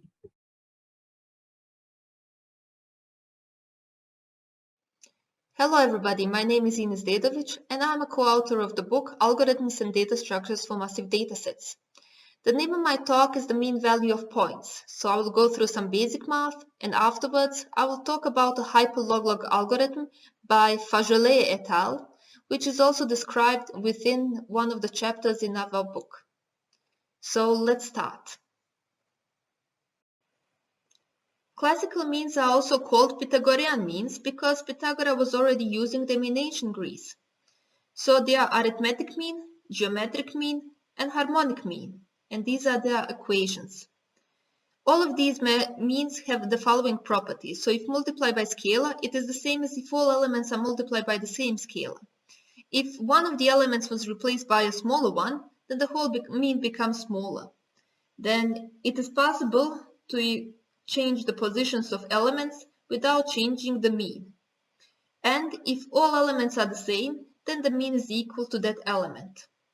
So in addition to these three means, I will also add the quadratic mean, which is also known as the root square mean and usually used for error measurement. So from these here, the arithmetic mean is the most usually used one. Let's see now how each of the means handles the outliers. We have here two examples. In the first example, the data is low while the noise is higher than the data. And in the second example, the data is higher while the noise is actually lower than the data itself. So in the first example, we see that this noise shifts the arithmetic mean much higher, and it's not anymore like here in the middle of the usable data. So the perfect choice instead of arithmetic mean would be the median, which is actually the middle element of the sorted data. The median is also the perfect choice in the second example as well. The problem only is that median requires each time to sort the data, and therefore maybe instead we would like just to use some other mean. In the example 1, the geometric mean would be the perfect one. In the second example, the quadratic mean would be the perfect one. So now we will go through the usual cases of using each mean. Arithmetic mean is usually used when the data values are independent on each other, and it's a usual first choice to get an idea about the data. Arithmetic mean is also the mean value of any symmetric distribution, and it is the mean value of the normal Gaussian distribution. So the Gaussian curve actually has two means.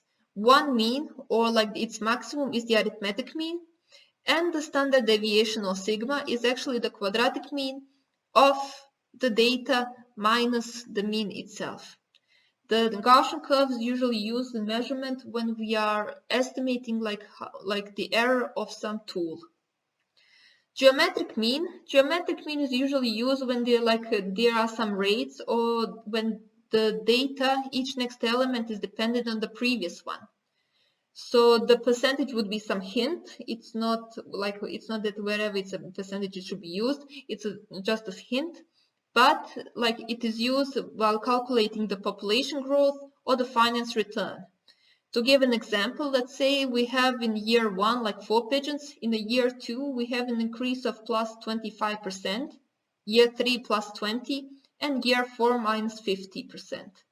So to see the change from year 1 to year 4, the average like population growth would be the geometric mean of all in-betweens. Harmonic mean is usually used when there are some ratios, like price earning or average velocity. Now, why we use harmonic mean at calculating average velocity, we will see that like from the equation itself. So the velocity is dependent on distance divided by time. The distance is usually fixed because we usually want to go through from point A to point B, and we want to see how fast do we get there, or what would be our average speed. Therefore, because time is the variable one, we see that average velocity will be actually the harmonic mean. With this, we cover the basic math, and we can go through the cardinality estimation and hyperloglog algorithm. So cardinality estimation means how many unique elements are in the data. The cardinality estimation algorithm by Fajolet et al. Uses hashes to count the number of unique elements.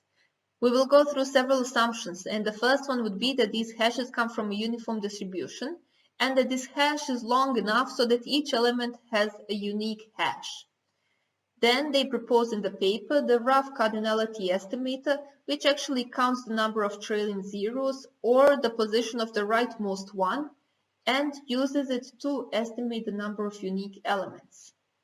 Now, the logic behind this is explained in the paper, but simply said, if this combination has happened, then probably all the other combination, or at least most of them, of zeros and ones has happened, and this is why this is the number of unique elements.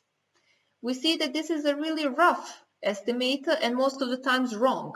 So here we got 32, while the true cardinality is 7.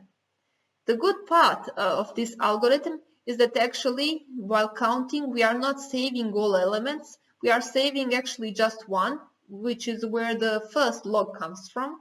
And we are not even saving this element, but we are only saving the position of the one. And this is where the other log, like from the name log comes from.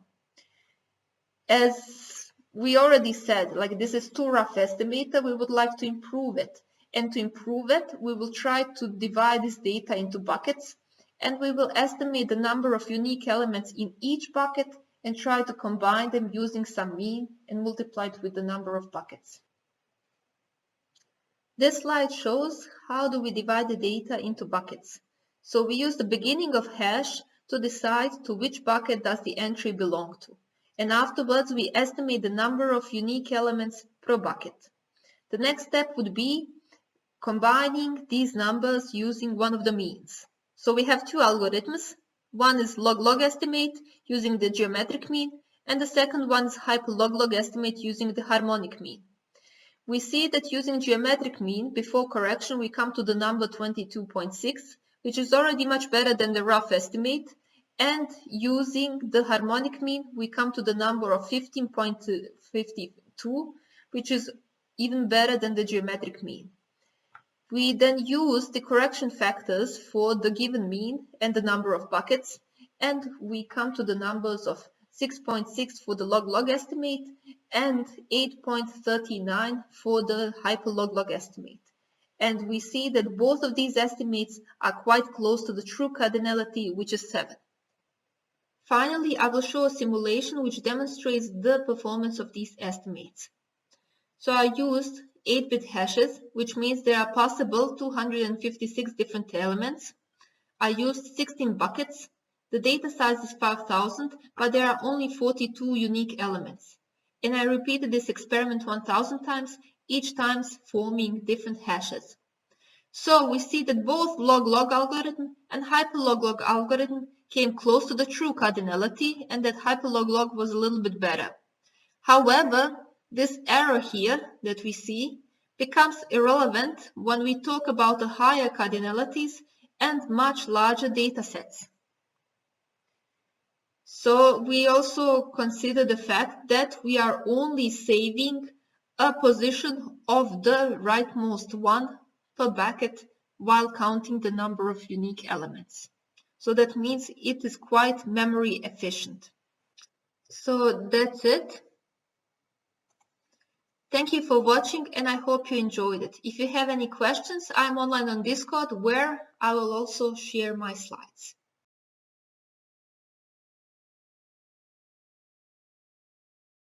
Hello, I'm Serrano, and this video is about Generative Adversarial Networks, or GANs for short.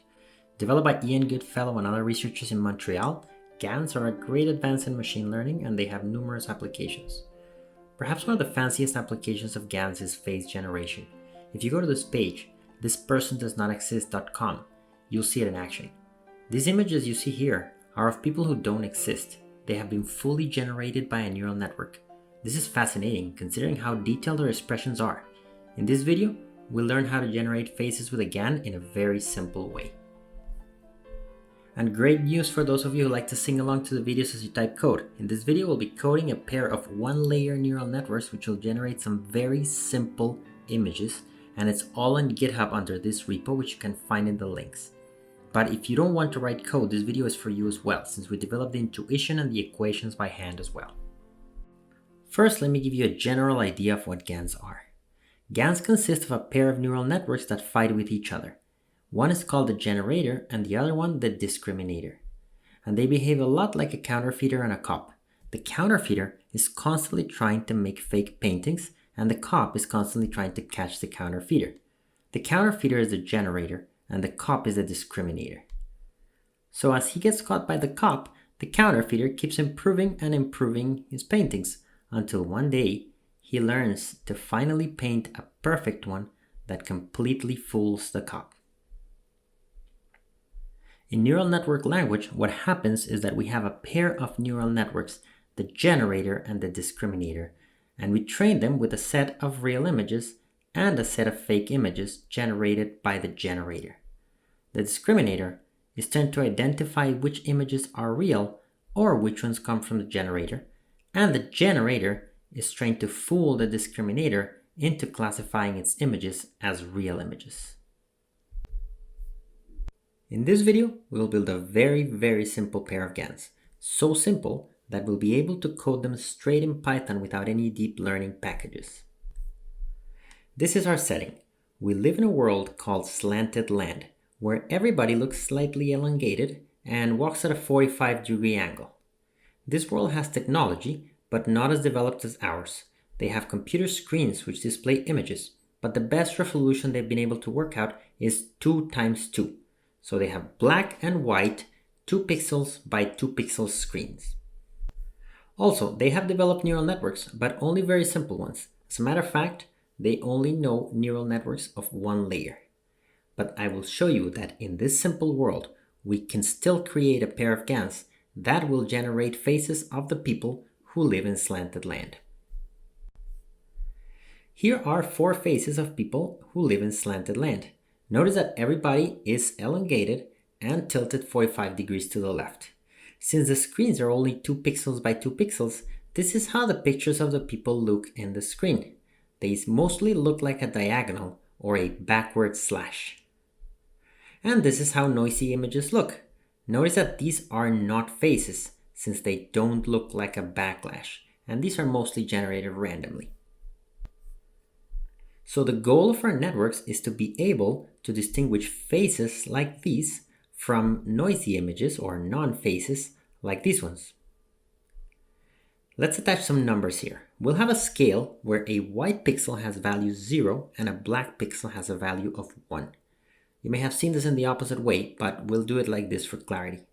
This way, we can attach a value to every pixel in the 2x2 screens. Okay, we're ready to build our networks. First, I'll build them by hand, and then I'll show you how to get the computer to train them. Let's start by building the discriminator. The first question is, how are we going to tell faces apart from non-faces? Easy. Notice that in the faces, the top left and the bottom right corners have large values because their pixels are dark, whereas the other two corners have small values because their pixels are light. On the other hand, in noisy images, anything can happen. Therefore, the way to tell faces apart is by adding the two values corresponding to the top left and bottom right corners and subtracting the values corresponding to the other two corners. In faces, this result will be very high, whereas in noisy images, it will be low. For example, for this face, the value is 2, and the value for the noisy images minus 0.5. We can add a cutoff or a threshold of, say, 1, and say that any image that scores 1 or higher is a face, and any image which scores less than 1 is not a face, or is a noisy image. In neural network lingo, this is how things look. The values of our 4 pixels get multiplied by plus or minus 1 depending on what diagonal they are on, and then we subtract a total value of 1 or the bias.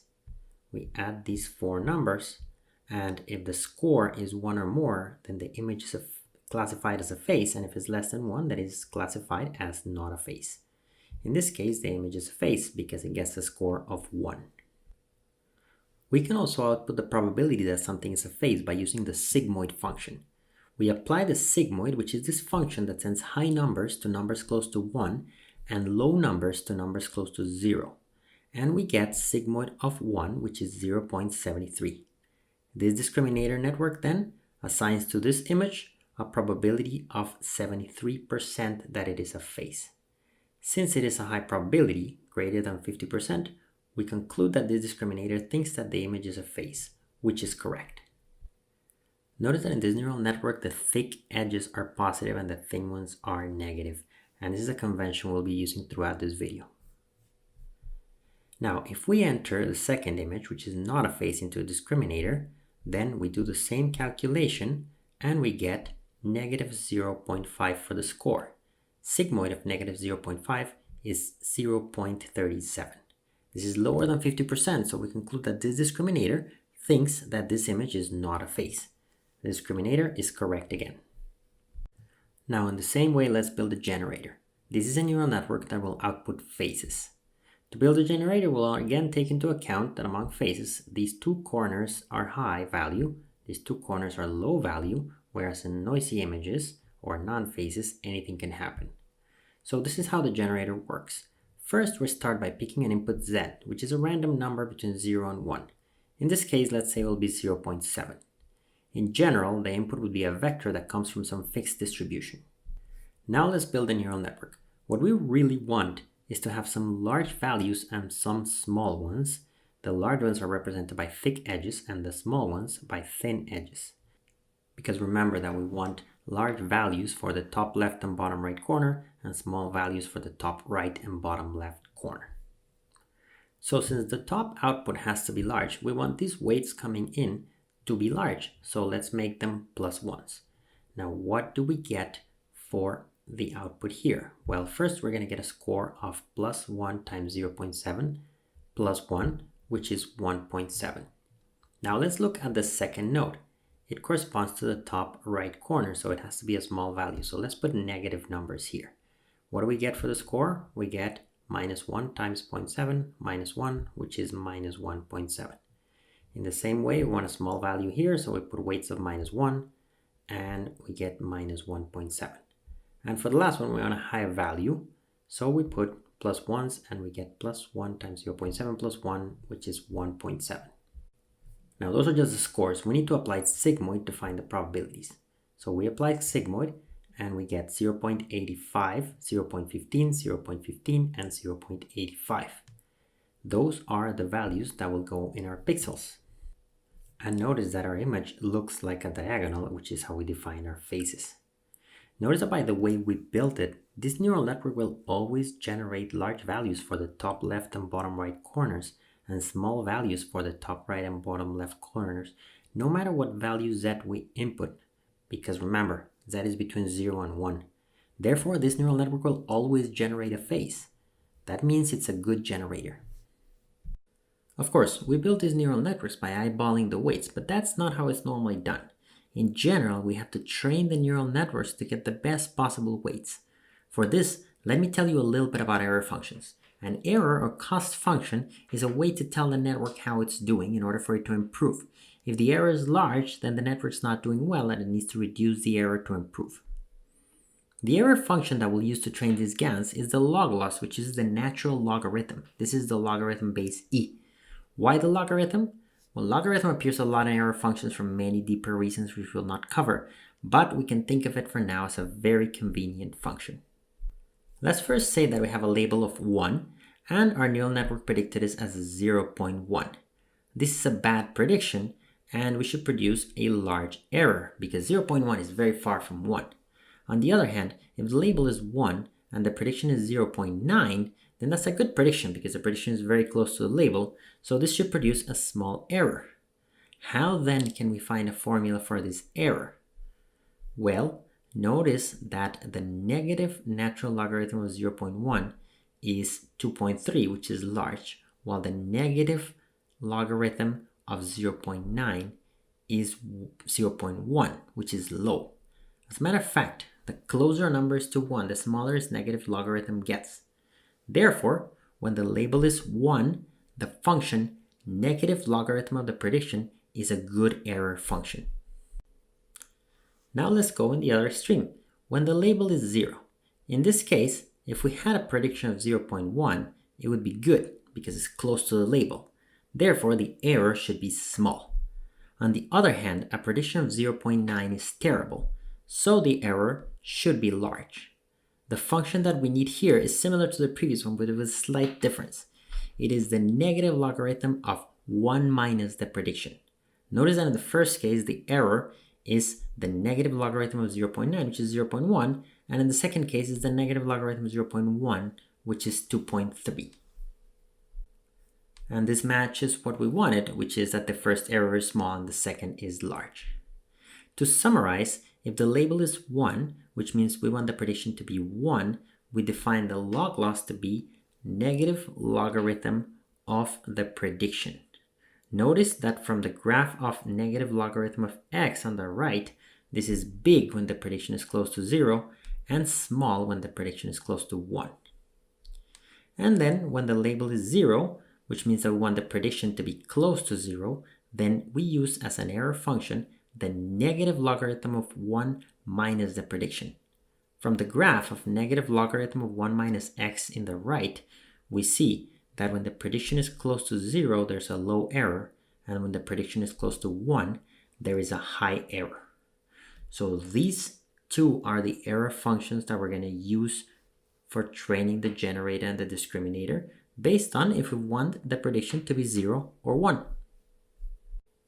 Now that we have our error functions, we get to the meat of our training process, which is backpropagation. I will explain it very briefly. The way we train neural networks is by first taking a data point and performing a forward pass, calculating the prediction, and then calculating the error based on the log loss that we previously defined. Then we proceed to take the derivative of the error based on all the weights using the chain rule. This will tell us how much to update each weight in order to best decrease the error. The way we reduce your error using a derivative is a process called gradient descent. Long story short, what you do is you plot the error with respect to the parameters, then calculate the gradient, which is the direction of greatest growth, and then take a tiny step in the direction of the negative of this gradient in order to find new parameters that decrease this error as much as possible. Now we're ready to train the generator and the discriminator, and what we have to do is put the right error functions on the right places. Here's our pair of neural networks, and notice that the weights are not yet defined. So we start by defining them as random numbers. Now we select Z as some random number between 0 and 1, which is going to serve as the input to the generator. We do a forward pass on the generator to obtain some image, which is probably not a face since the weights are random. This is going to be our generated image. Now we pass that generated image through the discriminator so the discriminator can tell if it's fake or not. The discriminator outputs a probability. So let's say that it's, for example, 0.68. Now pay close attention because this is where the rubber meets the road. This is where we define the correct error functions. First, let's think. What does the discriminator want to do here? In other words, if the discriminator was great, what should it output? Well, since the image is not a face, but it's a generated image from the generator, then the discriminator should be saying that it's fake. That means that the discriminator should be outputting a 0. If we remember the error function, the way we measure an error when we want the neural network to output a 0 is the negative logarithm of 1 minus the prediction. This is an error that will help us train the discriminator. Now that we've figured out what the discriminator wants, let's go to the generator. What does the generator want? Well, the generator's wildest dreams are to generate an image so good, so real that the discriminator classifies it as real. Therefore, the generator wants this whole neural network, the connection of the two, to output a 1. That means that the error function from the generator is negative logarithm of the prediction. So that is the error function that will help us train the weights of the generator. In other words, if g of z is the output of the generator and d of g of z is the output of the discriminator, then the error function for the generator is negative logarithm of d of g of z, and the error function from the discriminator is negative logarithm of 1 minus d of g of z. The derivatives of these two are what will help us update the weights of both neural networks in order to improve that particular prediction. Notice that these two error functions fight against each other, but that is okay because the red error function only changes the generator weights and the blue error function only changes the discriminator weights. Therefore, they don't collide. They simply improve both neural networks as one to produce different outputs, which is fascinating. So what we have to do now is repeat this process many times. We pick a random value for z, we apply the generator to produce a fake image, apply the discriminator to that image, and use backpropagation to update the weights on both the generator and the discriminator. Then we take a real image, plug it into the discriminator, and update its weights again using backpropagation. So what happens after many of these iterations or epochs? Well, we left the training in the notebook and we got these values for the weights. To make it easier, I've drawn thick edges for the positive weights and thin edges for the weights that are negative or 0.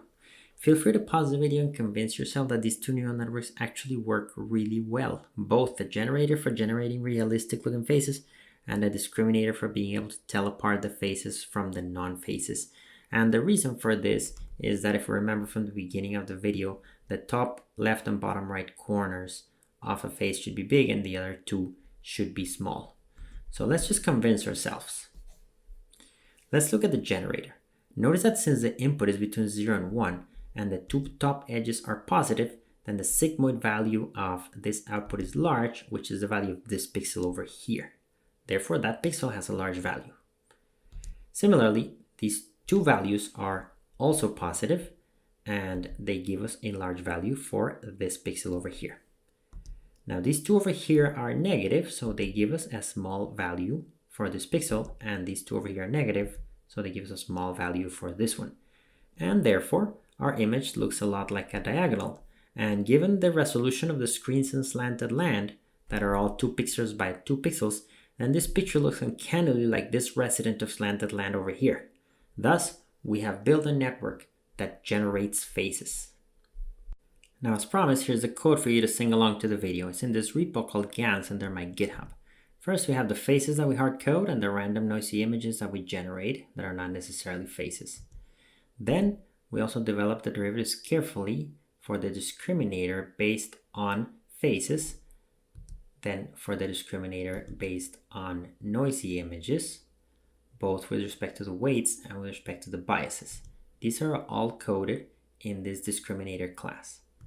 We also work out the derivatives corresponding to the error functions for the generator, again with respect to the weights and the bias, and these are all coded in the generator class. We also have error function plots. We can plot the error function for the generator and the error function for the discriminator.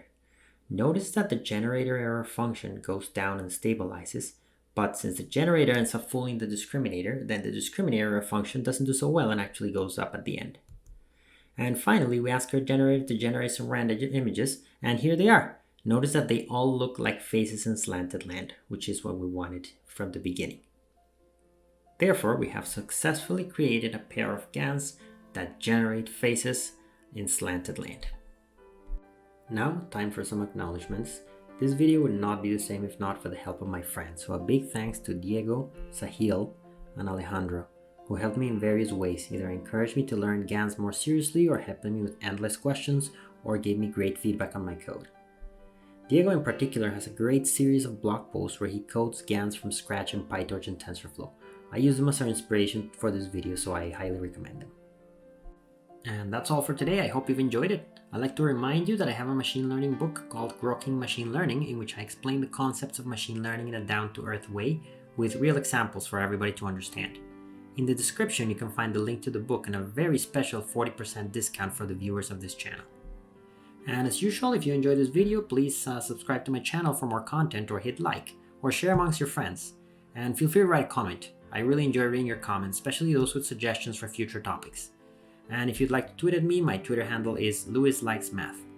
All the informations, videos, writings, etc. can be found at this link, serrano.academy. So check it out.